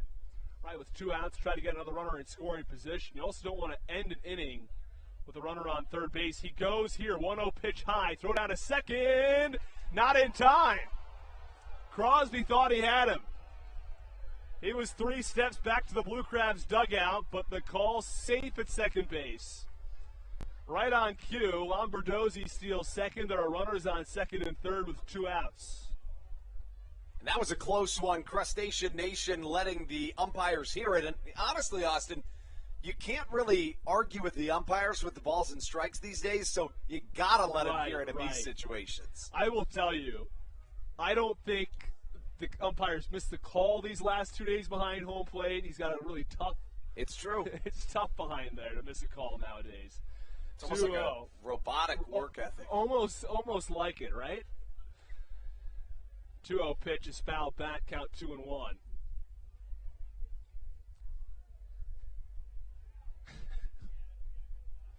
I will tell you, it makes a difference. When you don't see a single missed call. It's true. And there is no complaining about the home plate umpire. 2-1 pitch, check swing in the dirt. They motion down to first. Calls a strike. So Mazzilli went around and the count 2 balls and 2 strikes. L.J. Mazzilli is playing in left field tonight. As he taps the bat against each of his feet. Mazzilli spent 6 seasons in the New York Mets organization before joining the Yankees system in 2018, reaching the AAA level with both of those franchises. His dad, of course, the very famous Lee Mazzilli. Runners on second and third and 2 outs. 2-2 pitch, cut on and missed. Fastball upstairs, gets him going. Another strikeout from Severio. We're finished with 4.5. The Ducks tack on a run, but strand 2. It's 3-2 Long Island. You're listening to the Hometown Real Estate Broadcast Network. This is Sam Burton, and you're listening to the Hometown Real Estate Broadcast Network. Chick-fil-A of Charles County has been a proud supporter of the Southern Maryland Blue Crabs since their inception in 2008. For years, they have sponsored the Southern Maryland Blue Crabs, America's prisoners of war and missing in action. In between the second inning of each game, there is a moment of silence brought to you by Chick-fil-A. The Southern Maryland Blue Crabs appreciate and respect not only Chick-fil-A, but all of those that have served our great country. The seat that they sponsor was made possible by Chick-fil-A of Charles County. Thank you so much, and visit any of your Charles County Chick-fil-A locations today. The Charles County Department of Health encourages you to get the COVID-19 vaccination today. You can get it all over Southern Maryland or no matter where you are across the United States. Vaccinations are offered right here at Regency Furniture Stadium with no appointment needed. Charles County Department of Health and the Southern Maryland Blue Crabs urge you to take one for the team and get the vaccine.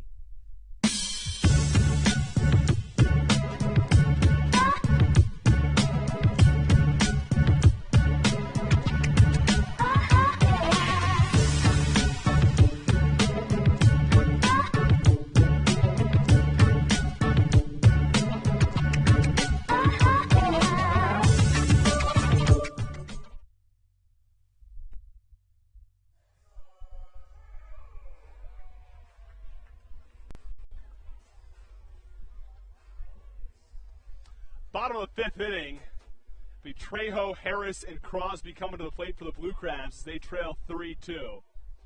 We'll have another special guest on. Our former broadcaster here in Southern Maryland, Steve Bowen, will join us along with Andrew and me as the first pitch called strike on Trejo, the count 0-1. He'll be joining us in a minute. Give him a second to get settled in here in the broadcast booth as the 0-1 pitch is low and the count a ball and a strike on Trejo. Trejo struck out back in the first, singled in the third, stole a base and came around to score on an RBI single from Alex Crosby. 1-1.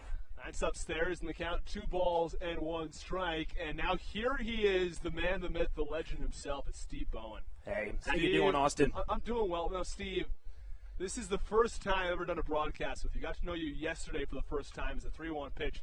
Got on and tapped over to first. Flip back to the pitcher is in time. Darren Downs came over to cover after Batari made a nice play. Now, Austin, it's been a pleasure so far. You're a great guy.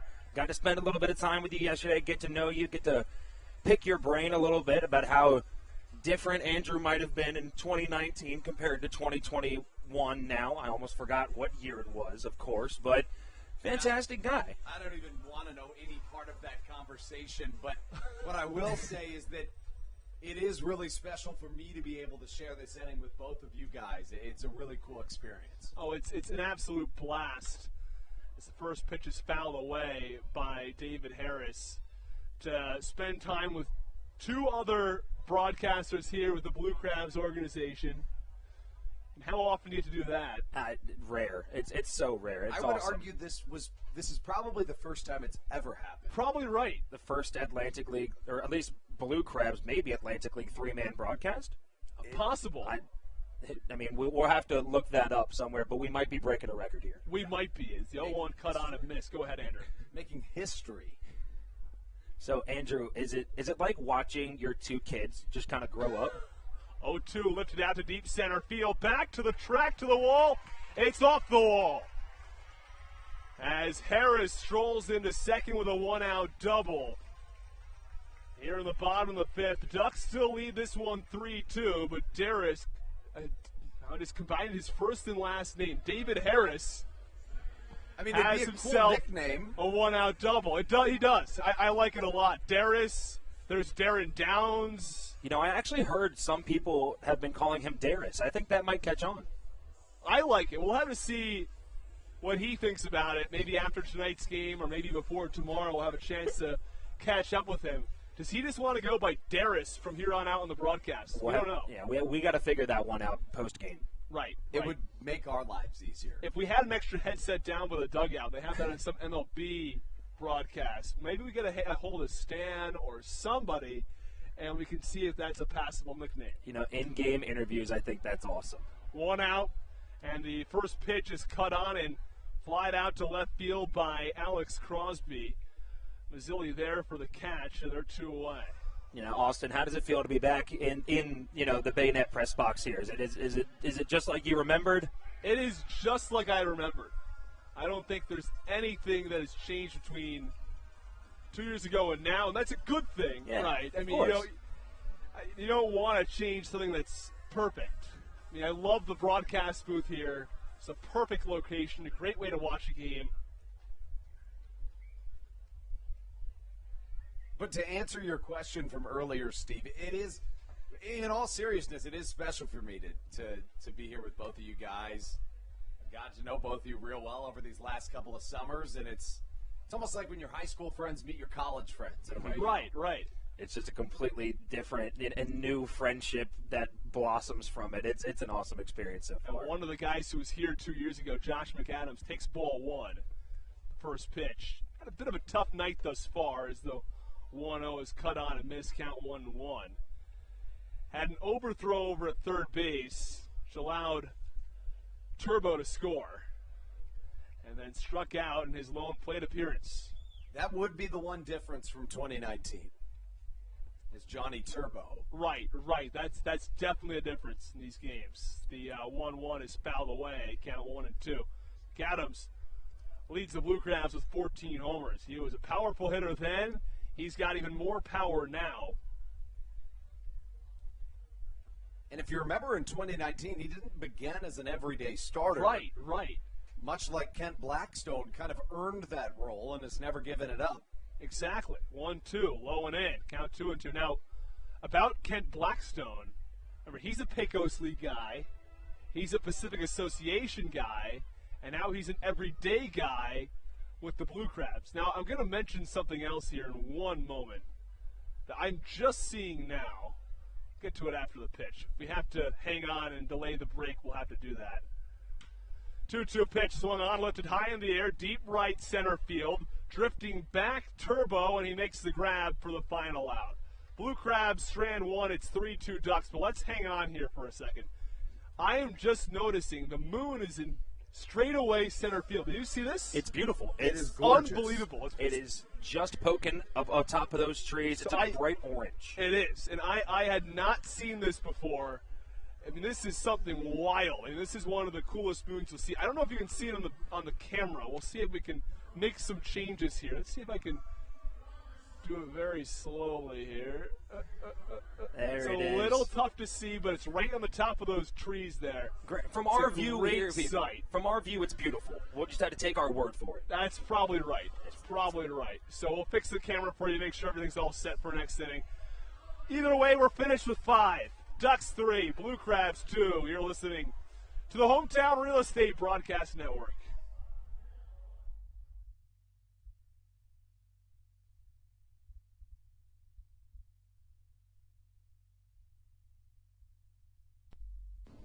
This is Jake Marshall, and you're listening to the Hometown Real Estate Broadcast Network.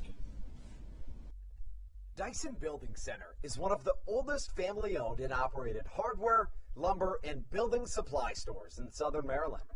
They are located in St. Mary's County on Route 5 in Great Mills.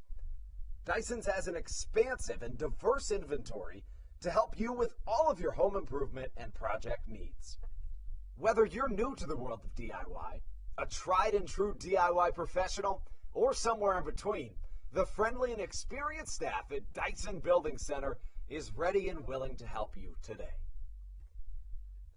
In February of 2020, Regency Furniture Stadium and the Southern Maryland Blue Crabs were given what we view as an honor, being named the 4th mass vaccination site in the state of Maryland.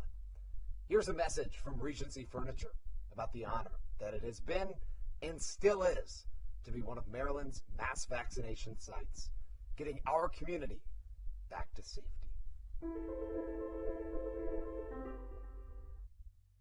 This is Jake Marshall, and you're listening to the Hometown Real Estate Broadcast Network. Top of the 6th inning. It's Chris Shaw to lead things off. First pitch, fastball from Severio on the outside corner is a strike. Ducks 3, Blue Crabs 2. Breaking ball in the outer half, count now 0-2. Austin Rooney joined back by Steve Bowen. I'm not sure where Andrew is. I don't think he's still with us. He's still with us. I don't have a good sight line of Andrew here at this 3-person booth. He's just hiding from us. Right, he is. That's all it is. It counts 0-2. So blast to have the two of you guys on the air here. The 0-2 is swung on and tap foul to the third base side. You know, granted, I wasn't able to listen to a whole lot of the first part of this broadcast. Granted, I was doing electronic scoreboard earlier, but this is my first time being able to see Severio on the mound, and I got to say, I love what I see from him. Me too. I think adding another lefty to this pitching staff and a starter at that, I think that's one of the keys that this Blue Crabs team was just missing. Right. He is so fun to watch. I love it. 0-2 misses inside, count 1-2. Now, he's a lot of fun. He's one of those big fellas, a little like a Bartolo Colon-like figure. It's true. Our very own clubhouse manager, Dave Martin, as the 1-2's fouled back. Go ahead. Suggested that, maybe one day Bartolo Colon, speaking of him, could be on this pitching staff. I mean, it would be a good Atlantic League candidate. It would be, an older guy who wants to continue playing. I could see it. 1-2 pitch, swinging a high fly ball, Shallow right field. Some miscommunication. It's the second baseman, Crosby, who makes the over-the-shoulder grab. Trying to figure out who was going to get that in no man's land between David Harris and Alex Crosby in right field.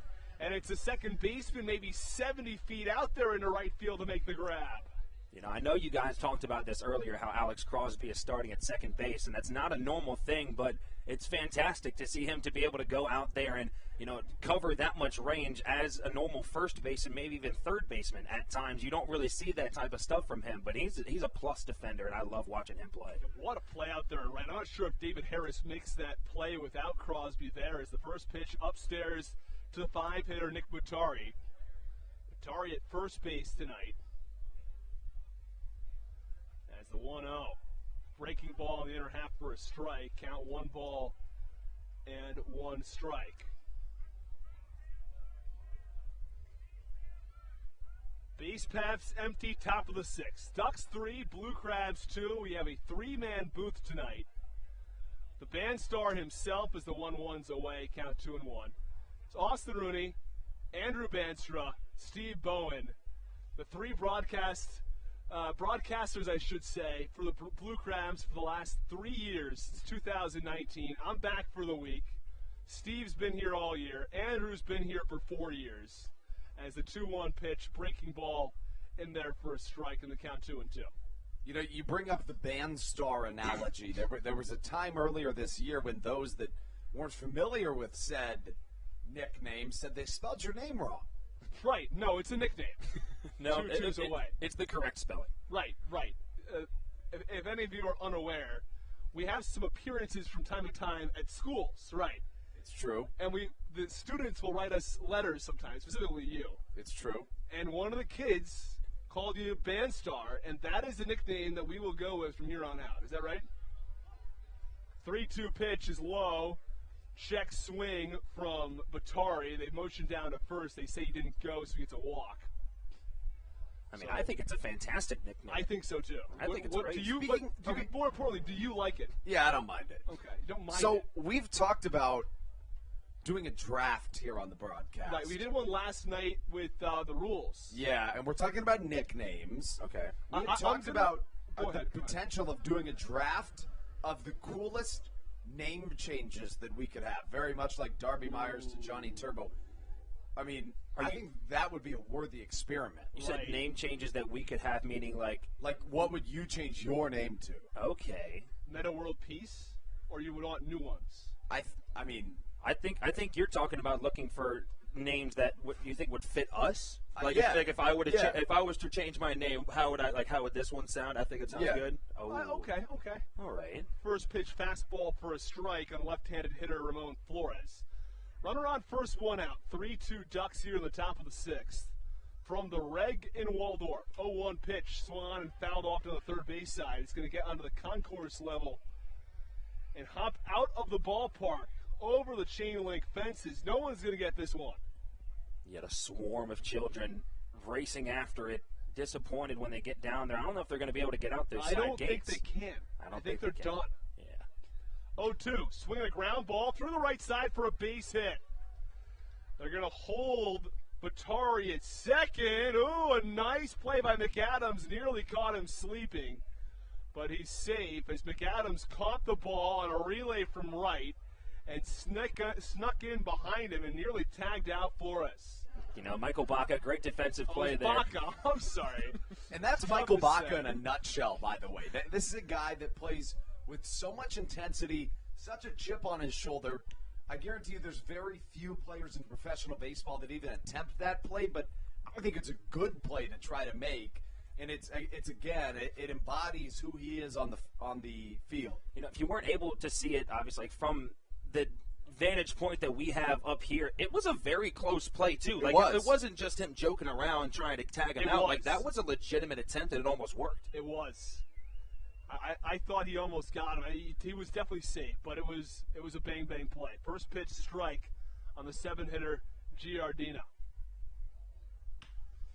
0-1, swinging a hopper to short, on to second for 1, back on to first, the double play. They turn to 6-4-3. to end the sixth.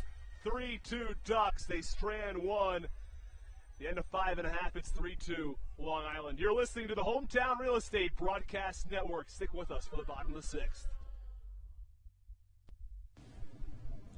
This is Carlos Diaz, and you are listening to the Hometown Real Estate Broadcast Network. American Radiology is the clear choice for all of your medical imaging needs. With locations in Charles and Calvert counties, they offer a full range of imaging services. Some of their latest innovations included 3D mammography and wide-open MRIs for our claustrophobic patients. For your convenience, they even offer extended weekday hours and Saturdays. For more information or to schedule an appointment, visit their website at AmericanRadiology.com. The Charles County Department of Health encourages you to get the COVID-19 vaccination today. You can get it all over Southern Maryland or no matter where you are across the United States. Vaccinations are offered right here at Regency Furniture Stadium with no appointment needed. Charles County Department of Health and the Southern Maryland Blue Crabs urge you to take one for the team and get the vaccine. Monkey.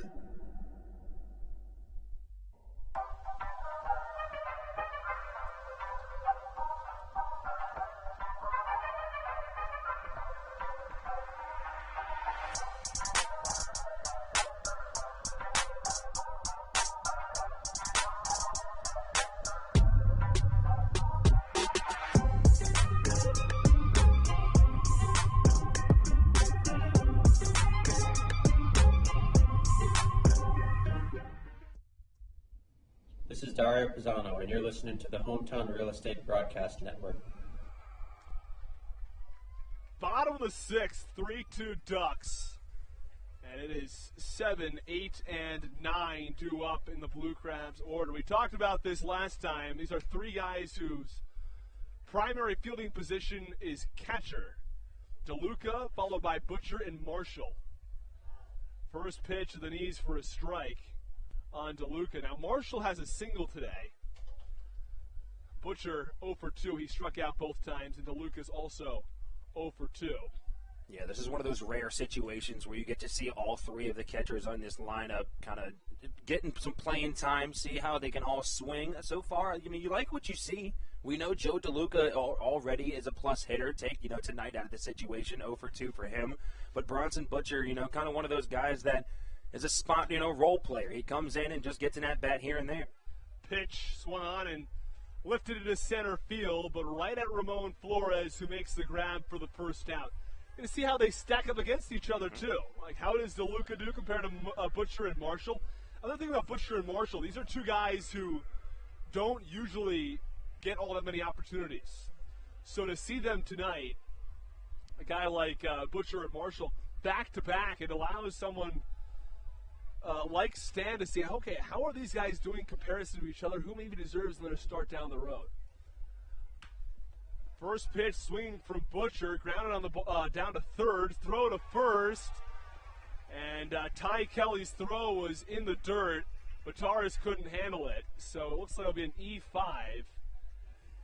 And it's interesting because Ty Kelly's a guy with a ton of positional versatility. We saw him in left field last night. He can basically play every position on the field other than the catcher in the pitcher position. And, every once in a while, all of that adjusting might throw you off a little bit, but impressive nonetheless. So runner on first with one out here in the bottom of the sixth. The 9-hitter Jake Marshall, who's the DH tonight, squared around a bunt and missed. Bunting's been an issue at the major league level, especially recently. A lot of teams have taken bunting out of the equation, but from time to time they want guys to bunt in spot situations, and it doesn't work out well. 0-1 pitch, swinging a line drive, center field. Ramon Flores drifts over a few steps to his right and makes the grab for the second out. 2 away in the bottom of the sixth. Ducks still on top by 1, 3-2. It's interesting. We've seen a ton of lineouts to center tonight that have just hung up and gone right to the center fielder. most of them hit by the Blue Crabs bats. Yeah, and Hibbert, who's up right now, leadoff hitter for the Blue Crabs, back in the third inning, he hit a blistering ball to deep center, but also reeled in by Flores, who's been very busy tonight, along with Alex Crosby, who hit one near the warning track, but that was also tracked down by Flores. First pitch, breaking ball, cut on and missed by Hibbert. Ducks still on top by 1. The two teams traded runs in the third, traded a pair of runs. Actually, it was 2-2 until the top of the fifth when the Ducks came through with a run. Took the lead 3-2, and that's where we stand as the 0-1 pitch misses low and away for a ball and the count 1-1.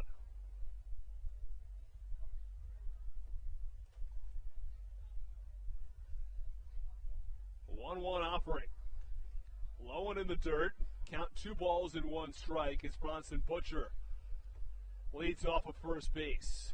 You know, Matt Hibbert's one of those guys, as you said, doesn't start every game, but gets enough starts. He's the type of batter that's a lot like Zach Collier, where he wants to draw out those at-bats, which is why we see him a lot in this leadoff spot whenever he is in the game. He's one of the ones you want to have to start off against that starting pitcher because, I mean, regardless, at the end of that first at-bat, that pitcher's already going to have upwards of 5-6 pitches in that at-bat. Now, Steve, Andrew and I have talked a lot about quality at-bat average. Okay. All right. We have not presented the idea to you as the 2-1 is upstairs, count 3-1. I think I might have heard you guys talking about this earlier, but continue. So the idea is that you have at-bats when you have so it's theoretically quality at-bats over at-bats is the equation. So it's anytime you get a hit, a walk, a hit by pitch, a sacrifice fly, an 8-pitch at-bat, as the 3-2 is cut on and missed 3-2. Or do something else productive, whether it's an RBI or advancing a runner in a specific situation. And so you just have an average of how often the guy, gets a quality at bat. Do you like the idea or do you dislike the idea? I mean, I think I do. I mean, obviously average is a big part of baseball, but at the same time, I think that's so straightforward and just focuses on whether or not you got a hit. Because right there, I mean, yes, it's a ground out to second base, but at the same time, he drew out a full count. He started off with an 0-2 count. That still goes down at a somewhat quality at bat. But no, I like what you're putting down. That ends the bottom of the sixth on the one-hop ground out from Hibbert. It's actually my older brother's idea. He thought this one up in high school, and it's always stuck with me. I thought it's an interesting idea. Either way, we're done with sixth. Ducks 3, Blue Crabs 2. You're listening to the Hometown Real Estate Broadcast Network. We'll back with the top of the 7th next. This is Patrick Baker, and you're listening to the Hometown Real Estate Broadcast Network. Hey, Blue Crabs fans. Make sure to visit the All-American Steakhouse and Sports Theater at 35 St. Patrick's Drive, right here in Waldorf, for some great food with great friends. Their steaks are fresh, hand-cut in-house daily, as well as many other fresh seafood, chicken, and beef options. They offer outdoor and indoor dining, available each and every day, along with the same great menu to go if you would like. Please visit them online at www.theallamericansteakhouse.com. That's www.theallamericansteakhouse.com. You can also visit them on Facebook or Instagram. They have daily specials that you just can't pass up. Thank you, Blue Crabs fans. All Pawn is Southern Maryland's premier pawn shop and is the official pawn shop of the Southern Maryland Blue Crabs. Stop by and say hello today. They've been a part of the Southern Maryland community for 18 years. If you need some cash to hold you over, or if you're just doing some spring cleaning and want to clear some stuff out, please bring it by All Pawn and let them make you an offer. If you have broken jewelry or some that you just don't want anymore, please bring it by and they'll pay you more than anyone in the Tri-County area. They're located on 301 in White Plains, just south of DeMar Road. Go Blue Crabs!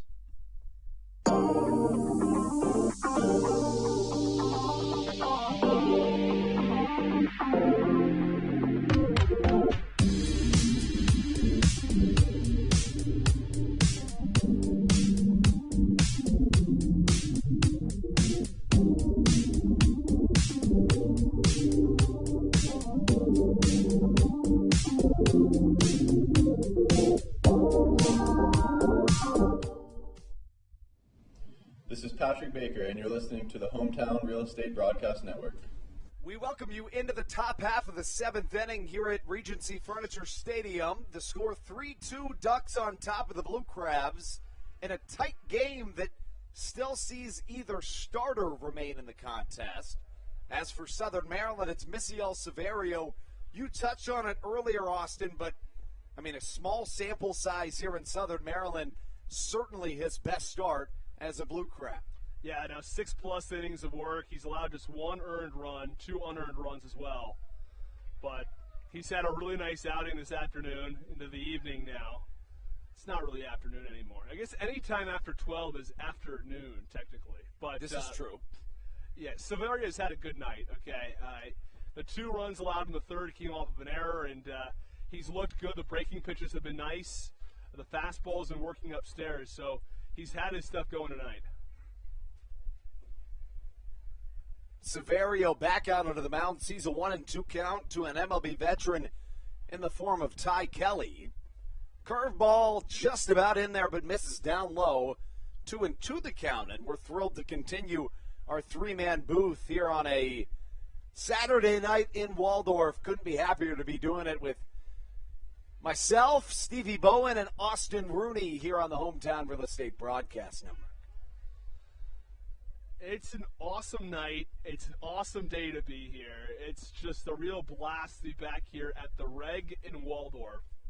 Now, how do you feel about that nickname, Steve? That's something that Austin's been trying to coin for quite some time. Well, Andrew, I'm not sure if you know, but, I mean, I've been calling it the Reg. I told Austin about that. No, it's a no-go. It's a strong no-go. But it's called Regency. But it's not the Region Waldorf. It's the Reg in Waldorf. I mean, I get where you're coming from. I'm going to have to politely disagree. Wow. But wow. I like where your head's at. Disappointing. Hot shot to the left side. This ball flying towards the Blaine Construction side, bouncing towards the bumper boat pool. And it's a ground rule double from Ty Kelly. It's his 4th through the first 2 games of this series. Well hit. Very well hit by Ty Kelly, the 8-hitter. Just a rocket out to left center. It's the only player with an extra base hit tonight, and he just added his 2nd. You know, it's pretty rare to see a ground rule double here, especially, you know, we got the big wall in left field, but these corners are pretty far away. You got to hit the ball hard, and you got to hit it far, so it's got to perfectly placed right in that gap for it to bounce over. The corners come in here for the Blue Crabs. DeLuca and Josh McAdams on the grass as the speedy Johnny Turbo shows bunt.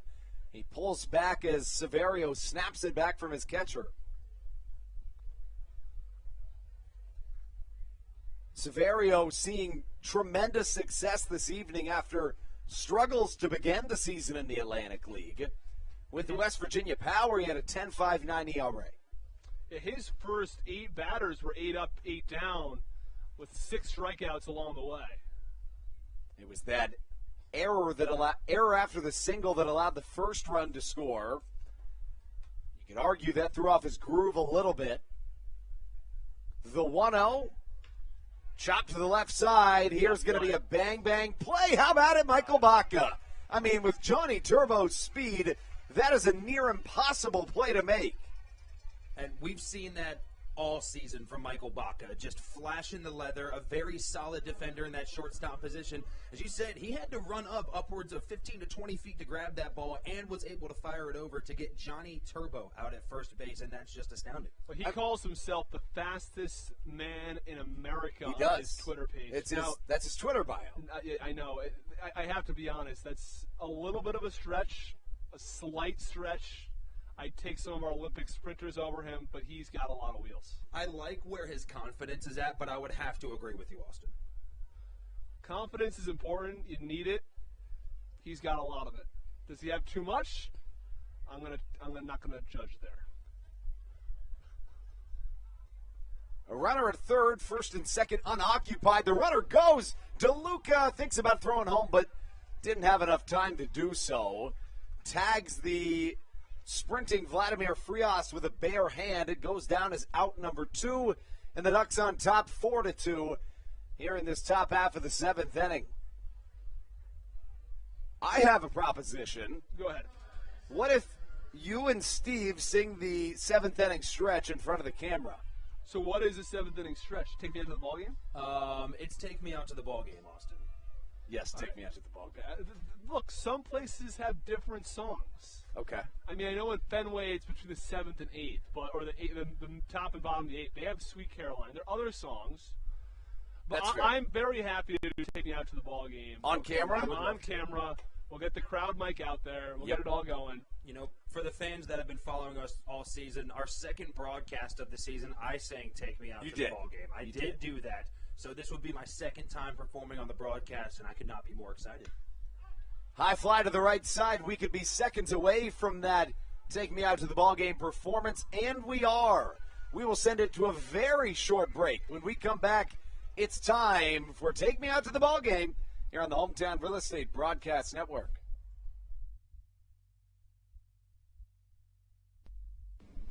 This is Sam Burton, and you're listening to the Hometown Real Estate Broadcast Network. Chick-fil-A of Charles County has been a proud supporter of the Southern Maryland Blue Crabs since their inception in 2008. For years, they have sponsored the Southern Maryland Blue Crabs. Take me out to the crowd. Buy me some peanuts and Cracker Jacks. I don't care if I ever get back, but it's root for the Blue Crabs. If they don't win, it's a shame. For it's 1, 2, 3 strikes, you're out at the old ball game. Sir, that was fantastic. It was well done. It was a pleasure doing it with you, of course. Of course. We have a outstanding singer here. I sort of ruined it for you. No, hey, do not sell yourself short, all right? You have the pipes as well, all right? Hey, for us here at the Hometown Real Estate Broadcast Network, we'll be right back after this break.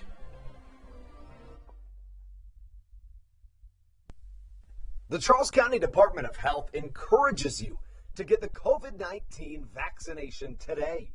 You can get it all over Southern Maryland or no matter where you are across the United States. Vaccinations are offered right here at Regency Furniture Stadium with no appointment needed. Charles County Department of Health and the Southern Maryland Blue Crabs urge you to take one for the team and get the vaccine.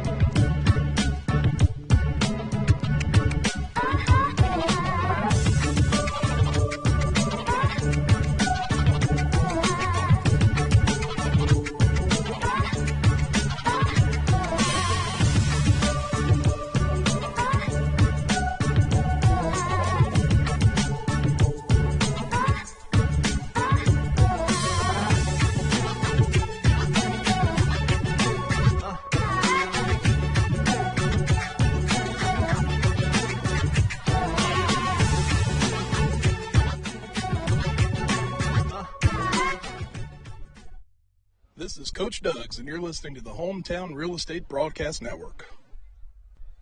Well, that was an interesting half inning. I think the best of the year. I would say so. I think it would be a fair argument. Back to baseball as Michael Baca welcomes us into the bottom half of the 7th. 2-3-4 for Southern Maryland against a new arm on the mound for this Long Island Ducks team. The right-hander takes the mound for Long Island. It's Dylan Pfeiffer. Give you the numbers on Pfeiffer in just one moment as he misses down low. The count 1 ball, 1 strike. Bottom half of the 7th inning action. Blue Crabs have some work to do, though. They got to put up 2 runs. And certainly one of their better opportunities to do so right here, considering right, 2-3-4. Exactly the 2-3-4 of the lineup. And Pfeiffer's appeared in just one game this season. He went 2 innings, striking out 2, no hits, no runs. Curveball through the left side. How about it? Tony Gwynn smiling somewhere to get the Blue Crabs started here in this bottom half of the 7th. You know, Austin, you said the Blue Crabs have some work to do, but this is a Blue Crabs team that doesn't like to go down without a fight. You know, they're always battling up until that last inning. Bench coach Joe Walsh says all the time, play 9. You know, you got to play 9 full innings. That's where you really see who the true ball players are, is how they can play after that full game. And there have been some great bench coaches here for the Blue Crabs over the years. As Pfeiffer finds himself in probably his most high-leverage situation as a professional. Pfeiffer was just picked up from Williamsport in the Crosscutters out of the MLB Draft League. So this is his highest level of professional baseball played. First pitch to Trejo, fouled back into the netting. The count 0-1, and Trejo is no stranger to the big situation. He's a guy that's come up clutch for Southern Maryland on a plethora of occasions, seeing if he can do so here. Right, you know, Trejo already had a RBI today, or had a single, and he came around to score earlier today, and be a big boost for the Blue Crabs to get on base yet again. Trejo takes a healthy hack at a fastball inside, and the count 0-2. Facing off against the young right-hander Dylan Pfeiffer. I believe he's younger than any of us are. He was born in 98. Wow. I'm 97. I'm October 97. What are you, Steve? I'm November 97. What day are you? Wow. 24. Holy cow, you're like 12 days off. I'm November 5th. Ben, Star, what are you? I'm March of 1997. Boo.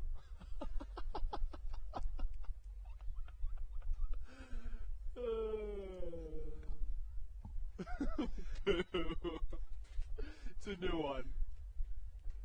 Is it? I feel like that's one of the oldest ones in the book. Just booing someone's birthday, though. Trejo flies out to the right fielder. Baca tries to tag on the throw, but just drawing a throw. It's out number 1 here on the bottom. Now, it's not new, but it is new to boo a birthday. I've never heard this one. Well, Austin, you're a Scorpio, correct? I don't know what that is. I don't either. I don't know what the dates are. I would assume so. That's what I was booing, that he's just like not one of us. Oh, okay. All right. That's a tough break for me. But fair. That is fair, I guess. What is that Chinese like New Year's sort of thing? It's astrology. With Chinese New Year. What away with what on? I don't do that sort of thing. I don't know what it is. I thought it was. Did you actually know that 1997, the year we were all born, was the year of the ox? Was was that astrology, or is that? No, that's the Chinese New Year. Yeah. Okay. I'm out of the loop, guys. I guess. 1-0 the count to David Harris. Harris put some good contact on the ball his last time up. Does so again here, but it's foul. Harris so far today 2 for 2 with a double and an RBI. That's after going 0 for 5 yesterday. And no matter the outcome of this contest, it certainly has to be a momentum boost for a Southern Maryland team that was brought all the way back down to earth yesterday, had a 6-game win streak come to a screeching halt, and a 19-5 loss at the hands of this same Long Island Ducks team. You know, as the saying goes, all good things must come to an end. That goes for winning streaks as well. Obviously, last night the winning streak was snapped. Maybe the score that the Blue Crabs didn't want, obviously, of course. But we've seen the Blue Crabs lose by worse than that just earlier this season, in that first half of the season. So I don't think this Blue Crabs lineup has really, I don't think that's affected them as much as one might think.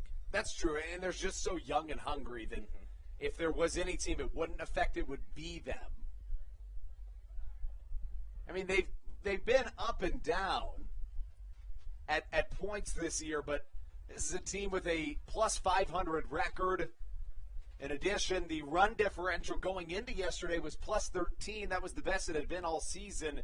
It's now down to -1, but here in a 4-2 game, Southern Maryland trying to get things going, and this is, again, the part of the order that is best suited to do so. The 4-hitter Alex Crosby, I beg your pardon, the 5-hitter Crosby on deck. The cleanup man, David Harris, certainly has it in his repertoire to make this a tie game with one swing of the bat. Chopper to the right side. Could it be a 4-6-3? Yes, it will. Harris came out of the box slow, and that's how we get through 7 innings of baseball. We'll be right back on the Hometown Real Estate Broadcast Network.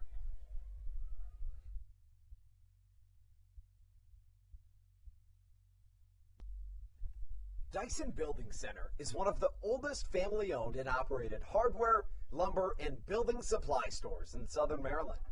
They are located in St. Mary's County on Route 5 in Great Mills. Dyson's has an expansive and diverse inventory to help you with all of your home improvement and project needs.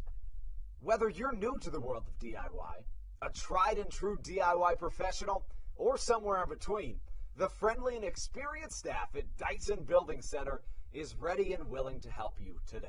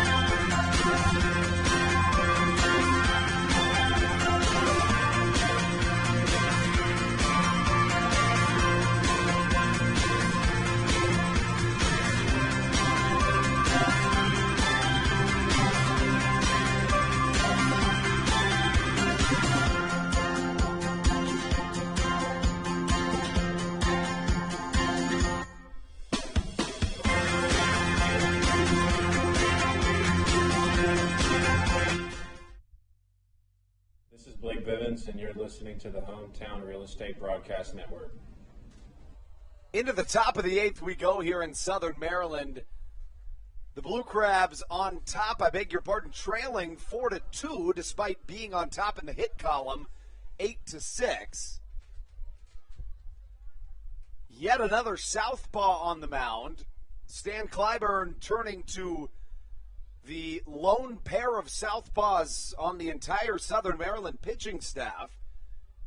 The starter, Misiel Severio, and now Carlos Diaz. As Bronson Butcher has one off the mask. Let's go through the starting lines for both of the starters. Severio goes 7 innings, allowing 6 hits, 2 walks, 4 runs, 2 of them earned, along with 7 strikeouts. Darren Downs in line for the win. 6 innings, 7 hits, 2 runs, both earned, no walks, and half a dozen strikeouts. So now Diaz onto the mound, who issues a fastball that misses outside. The numbers for Carlos Diaz on the year: he holds a 5.79 ERA. Began the season as one of the pivotal members in this Southern Maryland bullpen, but has moved into a lesser leverage situation in the last couple of months as Hibbert tracks one down in center. In 18 2/3 innings this season, he's allowed 12 earned runs, 12 walks, 23 strikeouts. Interesting to see Stan Clyburn going back-to-back lefties, because normally, as you said, Carlos Diaz was the only lefty we had, and it was a nice little switch-up, from seeing a right-handed pitcher and moving to the left-hander, and we're just going to see how this Long Island lineup is able to produce against the same left-handed side pitching. Yeah, you raise a really good point. I mean, it was really the only calling card Clyburn could turn to when facing a lefty-dominant lineup, but he must have liked what he saw from the left side. And Severio, and honestly, I mean, let's talk about that. He was really, really good tonight for Southern Maryland. Yeah, he was. We'll get to that in a second. Line drive down the first baseline. It gets past the outstretched glove of Joe DeLuca.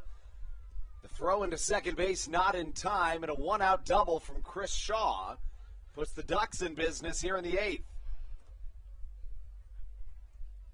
That brings up Nick Batari. Batari, to this point in the ballgame, finds himself 0 for 2. He walked once, struck out another time. You know, that ball that was hit down the first baseline, there really isn't much you can do except for just try to throw your body in front of it. And especially when you have, normal starting catcher Joe DeLuca down at first base, that's really all he had time to do. So, I mean, obviously, it's not a terrible thing he missed that one. It was a hard ball to grab. Now Diaz in a pickle as he induces a check swing from Batari.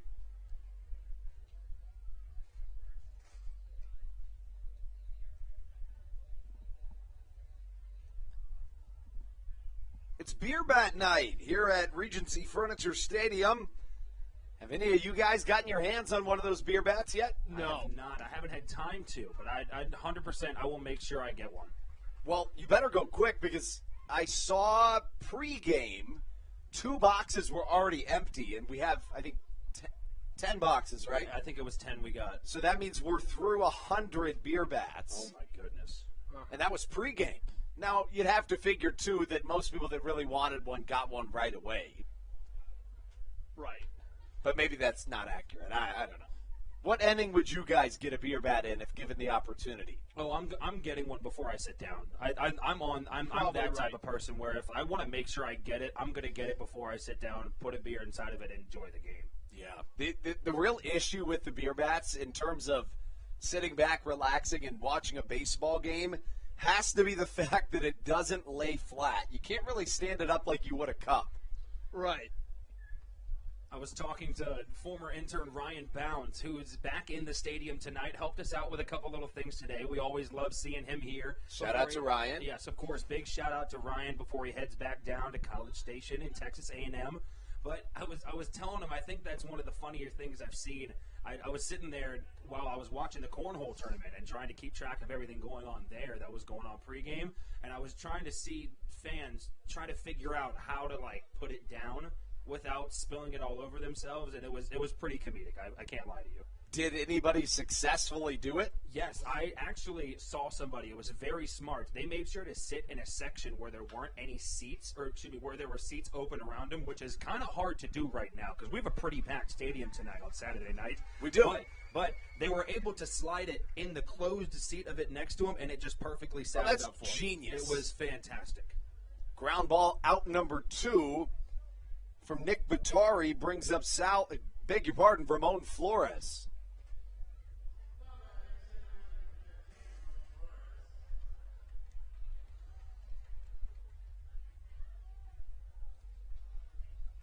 Two away, Southern Maryland chasing a 2-run Ducks lead with a runner on second. Top of the 8th action, a 1-0 count to the MLB veteran Ramon Flores, who in my opinion is honestly one of the better suited candidates in this entire Atlantic League to make a quick return to the MLB level. And I say that because of how frequent he's had his contract purchased throughout his career in the Atlantic League. So he played in the MLB from 2015 to 2017, played 104 games with the Brewers in 2016, and then he went into the independent ranks, but has been back and forth. So you look at his career in the independent ranks as recently, as long back as 2018, and then he had his contract purchased by the AAA level of the Minnesota Twins, begins his 2019 season again with Somerset before going back to the AAA level. And then in 2021, he starts the season at the AAA level with the Nationals before coming here to the Long Island Ducks. And that was bizarre. It was one of the more unfortunate plays I think I've ever seen in a baseball game occur. I got to say, as Butcher, he was trying to block that ball up, and it bounced off his shin pad all the way into the dugout. I mean, that is just terrible luck. Did you see that? Oh, the runner didn't go. Yeah, you're right. He stayed at second base the whole time. Yeah, That's what I was going to say. I was even more surprised that the guy on second base didn't even try to go for third. But, I mean, hey, he was able to get over there anyway. He didn't go to third until it got to the dugout. It seems like an interesting decision. As you see Cesar Trejo down that left field line, trying to tiptoe around that one little puddle over there, and Matt Latos. Did you see that? He saved his life. That foul ball bounced off the Legends Club, and Matt Latos sprinted. He came out of nowhere. It looked like he did the Michael Jordan symbol. Yeah. Where he jumped up and just grabbed that ball, and I think he might have saved Cesar Trejo. It was going to hit him in the head. Was it really? I mean, I don't know. I couldn't tell. Line drive up the middle. Wow, that would have been a Sports Center top 10 play. Hits off the brim of Michael Baca's glove and splashes into center field. An RBI single from Ramon Flores. The score 5-2, Ducks on top. Really nice effort there from Michael Baca, diving up the middle, deflects off of his glove, and he got a good piece of it. You're right, definitely would have been a top 10 play if he makes that grab.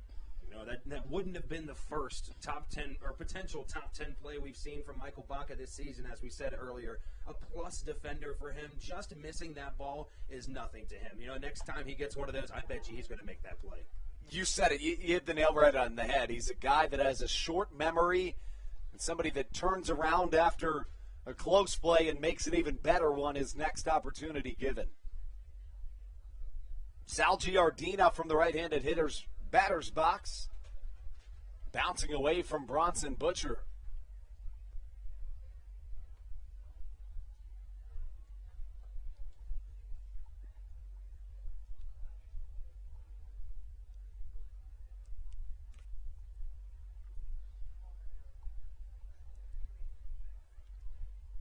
A ball and a strike to count from Carlos Diaz. Fastball swung on and missed, 1-2 the count.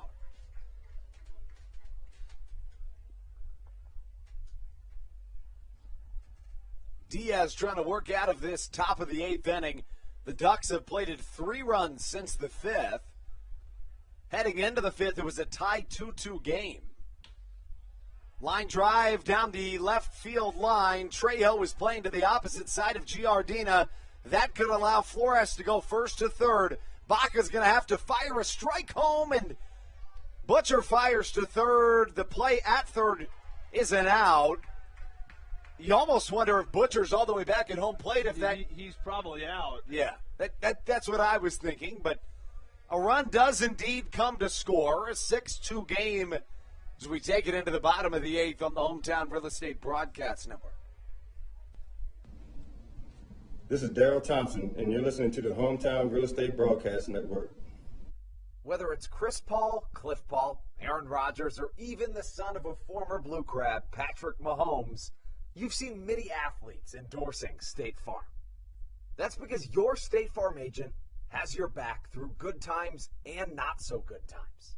That's why all the Blue Crabs, Daryl Thompson and the whole team, trust State Farm with their insurance needs. State Farm is the company people have trusted for over 99 years to help life go right. Call your local State Farm agent, Greg Conklin, today at 240-776-4289.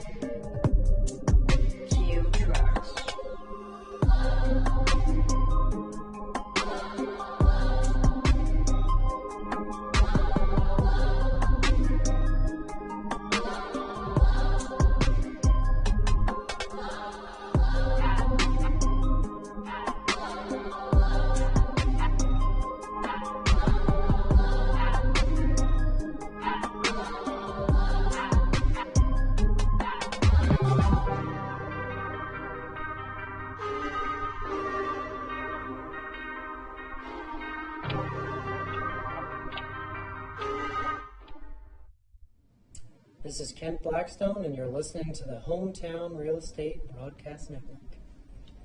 Ken Blackstone gets the night off tonight, but welcomes his offense into this bottom half of the eighth.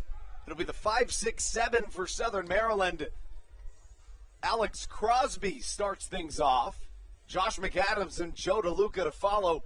Southern Maryland now chasing 4 as they are down to their final 6 outs. Of course, of the utmost importance, watching the Lancaster Barnstormers score. Get you an update on that in just one moment as Crosby hits a baseball to the right side that could be fair and is. Bounces off the right field corner. Crosby into second with a stand-up double to lead things off. I think that's exactly the start this Blue Crabs needed. All it takes is one big hit from your leadoff guy that just propels this lineup to start having things click together. And I think we can see a couple runs come through here for the Blue Crabs this inning. Yeah, it looked like that ball was hit right down the line. I think he had a shot at 3. Probably had a good shot at 3 as he slowed up going into second. Either way, a really nicely hit ball down that right field line. It's pretty close to getting out of here as it was right off the wall. Right near that foul pole. We got a bit of an obstructed view with some stands that come out pretty far toward the line, so I couldn't exactly see where it hit on the wall, but it was pretty close to getting out of here. McAdams certainly also has the power to do exactly that, although in the last maybe week we've seen McAdams be much more patient at the plate than we've seen him at any point in this 2021 season.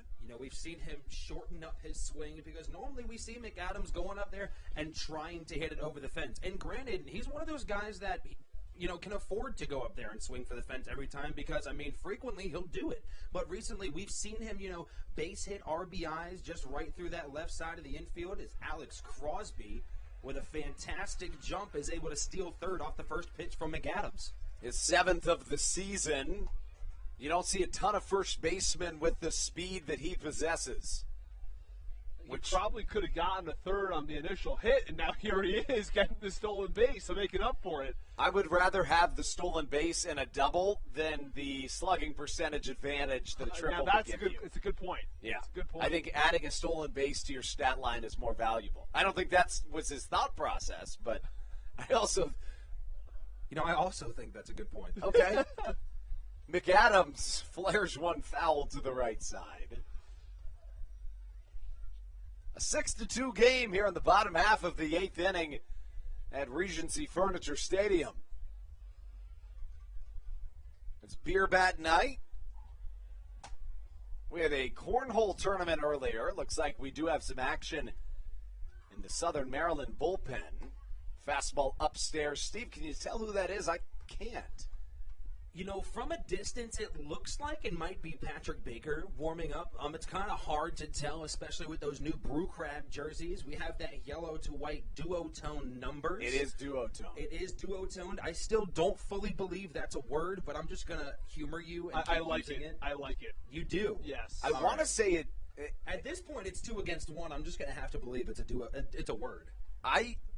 To switch the topic for just a second, that might be Blake Bivens in the bullpen, who missed his start the other day due to a rainout.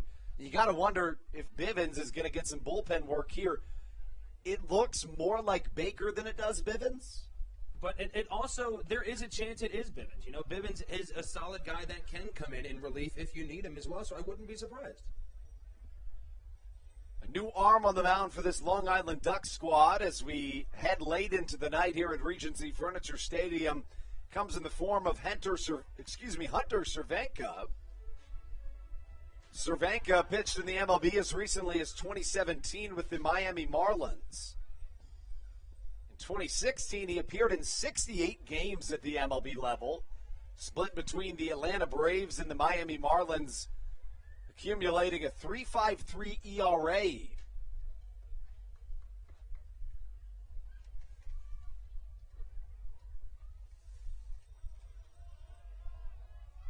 Looks like a ball came in from the Ducks bullpen.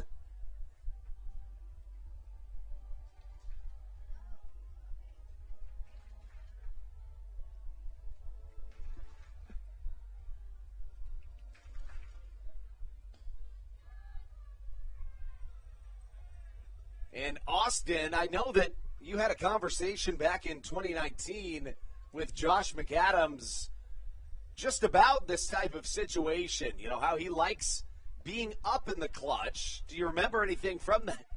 Oh, man, you're taking me back. I know it. 2 years. I think that was with that documentary that we had here with the Blue Crabs.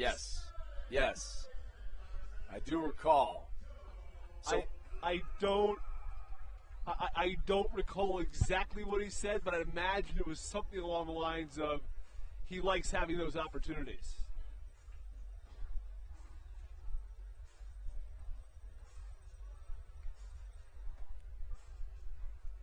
Well, runners on the corners here for Southern Maryland.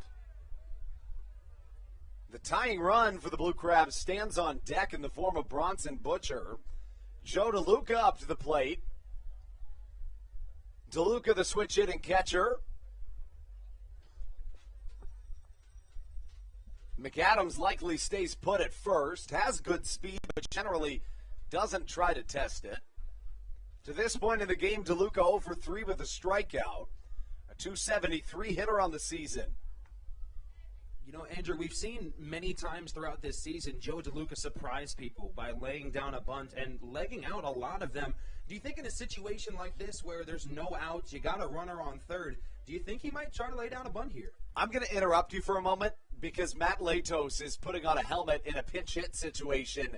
I think that is who is going to be the pinch hitter for Southern Maryland if the position comes up. I've never been more happy for you to interrupt me. Let's go.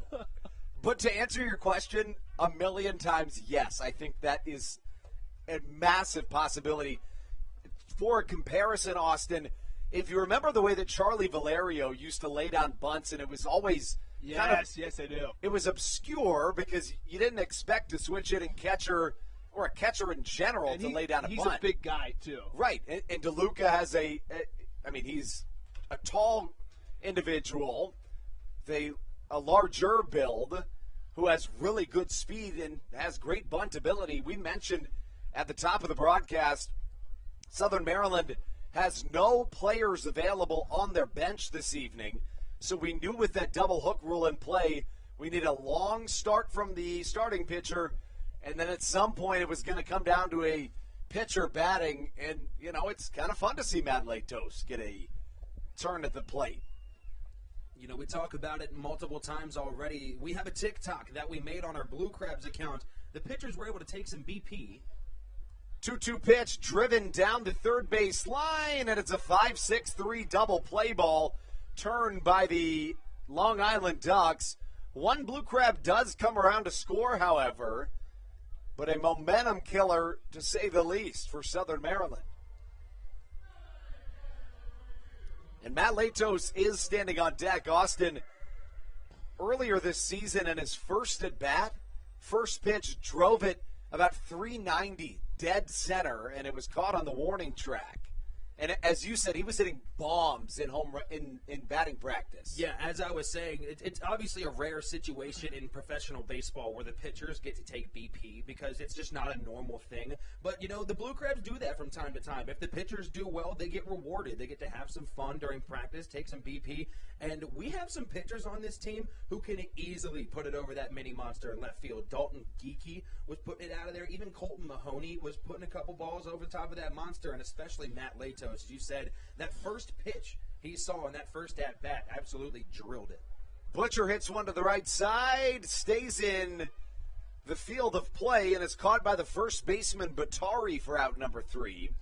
We will not see Latos bat in this frame, maybe in the bottom of the 9th. We'll have that and much more for you when we return on the Hometown Real Estate Broadcast Network.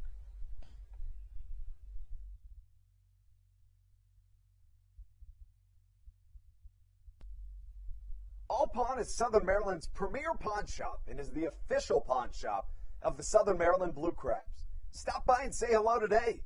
They've been a part of the Southern Maryland community for 18 years. If you need some cash to hold you over, or if you're just doing some spring cleaning and want to clear some stuff out, please bring it by All Pawn and let them make you an offer.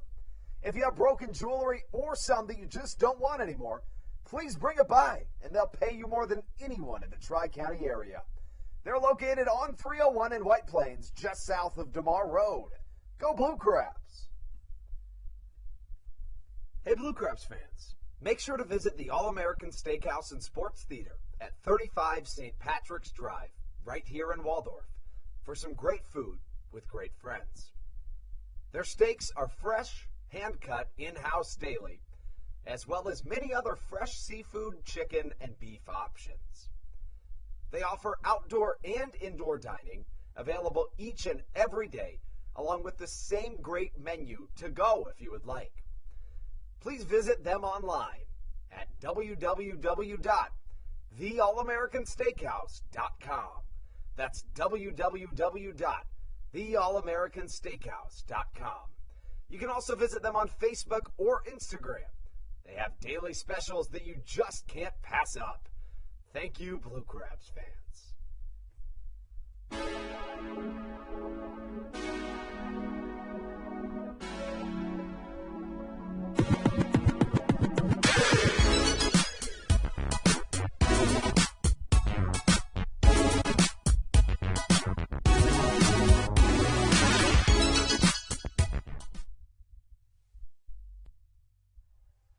Into the top of the ninth we go here on the Hometown Real Estate Broadcast Network. A new arm on the mound for Southern Maryland. It is Patrick Baker, the fireballing right-hander, takes the mound for Southern Maryland, and he has been fantastic of late. He struggled out of the gates this season, but has really turned things around. He had a 14-14 ERA in May and June. But since July 1st, he's become a budding star in this Blue Crabs pitching staff. In 11 games, he has a 1.83 ERA, just shy of 20 innings pitched. He has 24 strikeouts. This is a guy, Steve, that has really turned his season around and become one of the go-to arms for Southern Maryland. You know, he's one of those guys where we talk about, you know, our closer, Matt Latos, Andres Briseño, able to come in to close in certain situations. I would even put Pat Baker up there in that level of being able to come in and be a closer. As you said, a right-handed fireball thrower, reaches up to 96, 97 at times while he's pitching. I think he's a very solid guy to have in this Blue Crabs relief position. He really kind of transferred into that role that Grafer Aregua vacated when he was out for the season earlier. A middle reliever that eats up a lot of innings. This is really his first late inning, one inning type situation that we've seen in a long time for Patrick Baker. 1-0 the count. Next pitch from Baker misses down low to Ty Kelly, who's been really good throughout this series. He's 2 for 3 today with 2 doubles. Yesterday, Kelly was just as good, 3 for 5 with 2 doubles and 3 runs scored. Now, the Achilles heel for Patrick Baker is the command. If he struggles, it's generally due to a lack of control. The count 3-0, the pitch to Kelly. In there for a called strike. Fireworks, of course, to follow this game. Southern Maryland try to shoot off some fireworks of their own here in the late going. Good choice of words, Andrew. Another fastball painting the corner. 3-2 the count. Baker a long look into his backstop, Bronson Butcher. The payoff pitch on its way. Hit high into the night sky. Should be playable by Cesar Trejo in left. Comes in a few steps and catches in a really nice rebound from Pat Baker after going 3-0 in the count. The velocity for Pat Baker to this point sitting at 95. He capped out at 96 to this point. Of course, we've seen him hit 98 at times this season. Reminiscent of James Dykstra from 2019. Austin, you'll remember, of course, he'd hit 100 every once in a while. Really hard throwing right-hander. Yeah, that's also something you don't see a lot in the Atlantic League. It's always nice to see a pitcher be able to come in especially, he had a 3-0 count in that last at-bat, and he threw 5 straight fastballs and was able to just fire him past him and get him in there and able to get that out.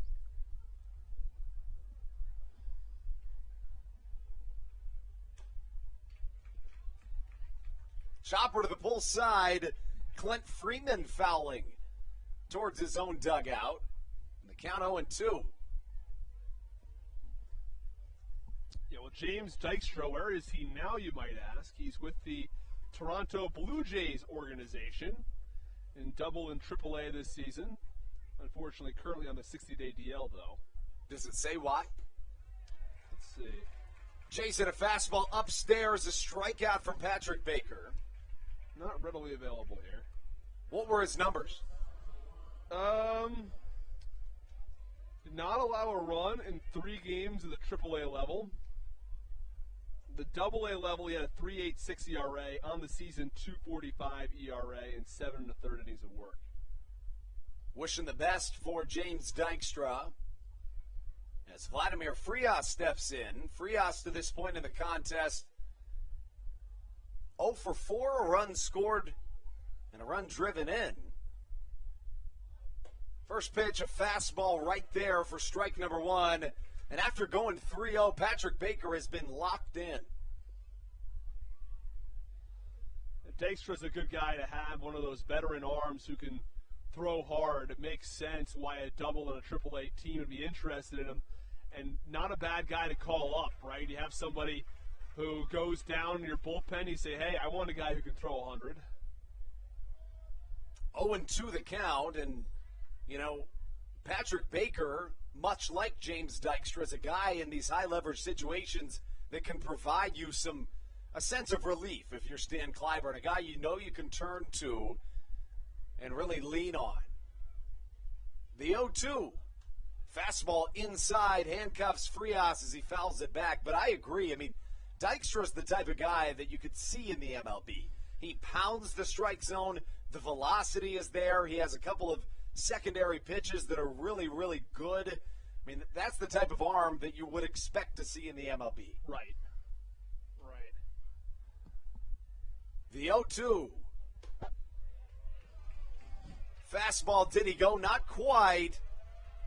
It looked originally like that was going to be strike 3, but Pat Baker just misses the strike zone. I think the rest of the infield agrees with you, Andrew. It looked like McAdams, Baca, and Butcher, all 3 running to the dugout. I'm not sure where that pitch it missed, but, for instance, that's the first ball he's thrown in the last 9 pitches. So exactly. I think he's fine. I think he's going to get back on that mound and give him another strike. I can't tell you, though. It was not a strike. The AVS system is bulletproof. Foul ball to the left side. Of course, as Austin points out, there is an electronic strike zone in use in this Atlantic League. That began at the All-Star Game in York, Pennsylvania in 2019. It was a monumental day in baseball history. The 1-2. A curveball just downstairs as Butcher smothers it, and the count 2-2. Southern Maryland chasing 3 as they head into their half of the 9th inning. A 6-3 Ducks lead as Baker tries to shut down the top of the 9th. The hands start clapping.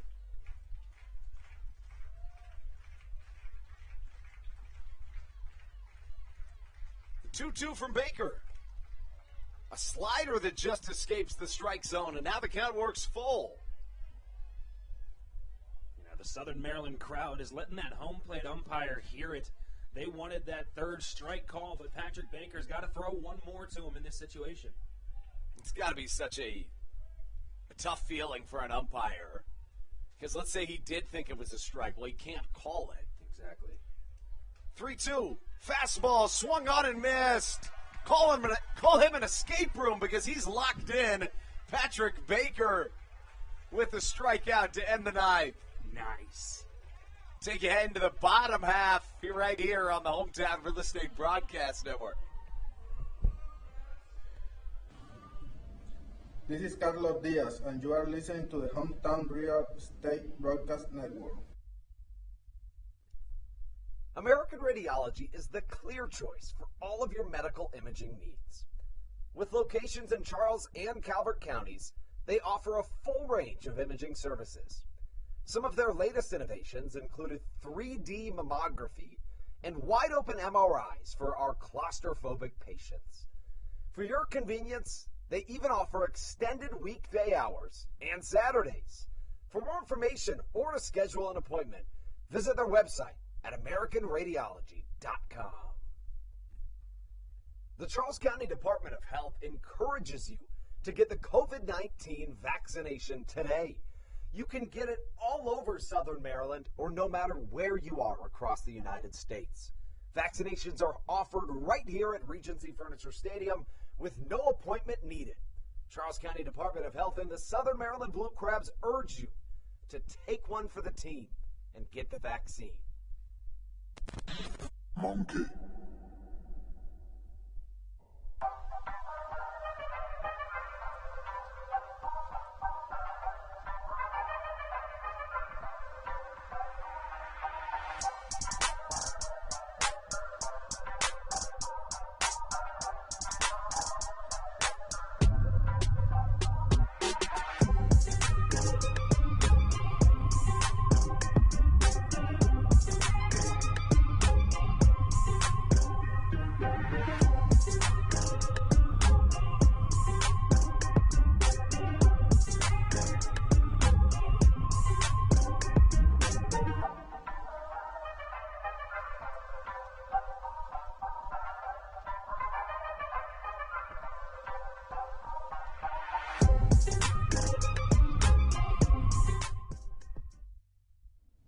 This is Dario Pisano, and you're listening to the Hometown Real Estate Broadcast Network.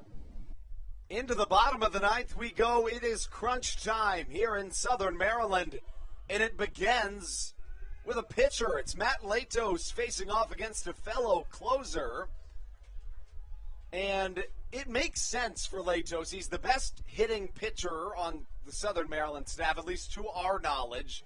Additionally, should the Blue Crabs come back and force extras, he would take the mound. So, I mean, this is a perfect situation for Latos to come in. Honestly, I'm just excited to see what he can do. He doesn't have that many at-bats this year.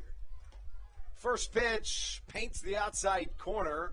0-1 the count to Latos, who faces off against Danny Barnes, the new arm on the mound for the Ducks. Barnes has appeared in 14 games for Long Island this season, a 3.14 ERA. As Latos chops one to the left side, Frias comes up throwing and retired on a 6-3 putout. One away for Southern Maryland in the bottom of the ninth. This is a save opportunity for Danny Barnes. He's 4 for 5 in save opportunities this season. Matt Hibbert now comes to the plate. Hibbert today 1 for 4. Center fielder for this Blue Crab squad. Michael Baca on deck. Cesar Trejo in the hole. Fastball misses upstairs to start us off after the Latos ground out.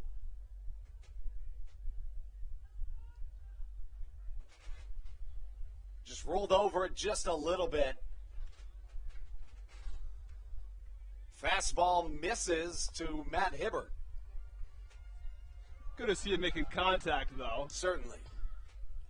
You know, we did see a pitcher getting a base hit yesterday for the Blue Crabs. Right. Sam Burton picked up a base hit single. That I did not know, and I'm very happy to hear. 2-1. You know, with the starter being pulled in the middle of the second inning, the reliever, Burton, was going to have to issue at least a couple of plate appearances. I think he went 1 for 2. Fastball outside corner evens the count at 2s. Southern Maryland with 9 hits today, the same mark the Ducks hold. Either side with an error, but the Ducks on top 6-3 here in the bottom of the ninth. Another chopper to the left side. Frias has been busy here in the ninth. A quick transfer, and he gets it to first in time. Southern Maryland now down to their final out. And Andrew, you brought up, our score, 6 runs off 9 hits for the Long Island Ducks. The Blue Crabs 3 runs off the same amount of hits. It all, baseball, the sport in general, all comes down to which team is going to be better in bringing those runners across once they're on. And it just seems the Long Island Ducks did a little bit better at that today. And it can come down to just one play. Southern Maryland 2 for 9 with runners in scoring position.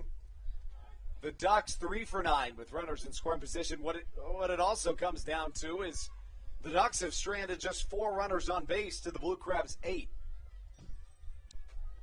0-1 the count to Michael Baca. He taps the plate, prepares for the 0-1 delivery from the MLB veteran Danny Barnes. The count draws even at a ball and a strike. We've seen Michael Baca a lot this year kind of fluctuate between that leadoff batter, maybe number 2 hole in the lineup, also the number 9 batter. As we talk about all the time, we love to see him there because him getting a hit just turns it over to the top. But we've seen some power from Michael Baca recently, putting a couple of those balls over the mini monster in left field in these last couple series. Barnes made his MLB debut in 2016. Austin, we were talking a lot about the MLB draft yesterday. He was a 35th round draft pick, which is impossible to do today. Right. So, look, the MLB draft and the MLB minor leagues have been transformed. I don't want to go too deep into it with 2 outs in the 9th, but it's gone from 40 rounds. There were 5 rounds in 2020, and then, of course, because of the pandemic, then back to 20 rounds this past year, and that's where they're looking to go from here. I'd love to see trading draft picks in the future of the MLB draft. Line drive gets over the outstretched glove of the second baseman, Steve Lombardozzi, and Southern Maryland's night continues. It does. We might have some more time to talk draft picks, maybe. That brings up Cesar Trejo. Trejo with the opportunity to extend things here in the bottom of the 9th.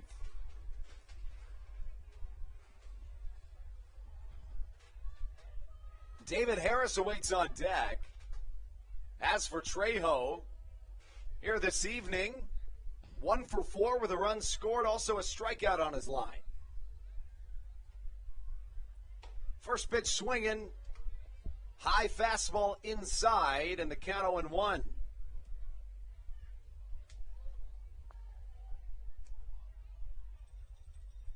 Trejo trying to extend this Blue Crabs night with that base hit single. Michael Baca now 3 for 5 this evening. Another fastball swing and a miss. The count 0-2. Down to their final strike again. Let's see if continue to try to extend this game here in the 9th.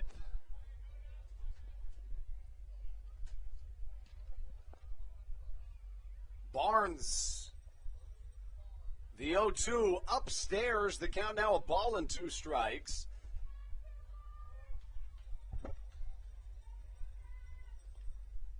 Seven of the Blue Crabs' 9 hits this evening have come from the 2, 3, 4, and 5 batters.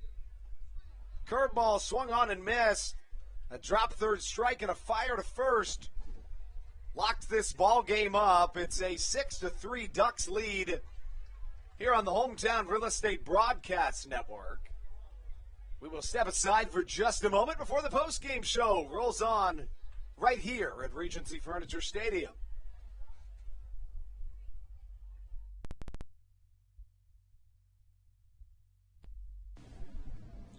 This is Carlos Diaz, and you are listening to the Hometown Real Estate Broadcast Network. American Radiology is the clear choice for all of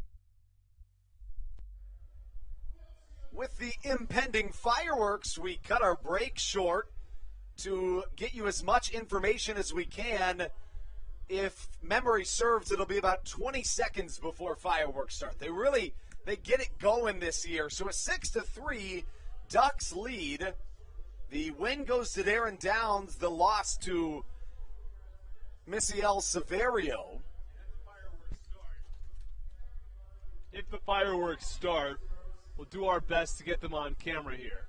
Nope, It's the audio that makes us unable to stay on for the fireworks, and they don't show up great on the camera. Trust me, Austin, we've tried. We tried everything to get these fans, the fireworks on the broadcast. It just doesn't work out. But hey, you know what that means? We just need the fans to come to Regency Furniture Stadium. Exactly. You know, come see them in person. You might not have been able to get a seat tonight. We had a packed crowd, not an empty seat in the house. But hey, you come on out and enjoy a ball game. We'll have that for you here soon. Another game tomorrow. It'll be the series finale with the Ducks. First pitch, 2:05. Join us tomorrow on the Hometown Real Estate Broadcast Network. For Stevie Bowen and Austin Rooney, I'm Andrew Banstra, wishing you a good night, thanking you for tuning in, and telling you, let's go Blue Crabs.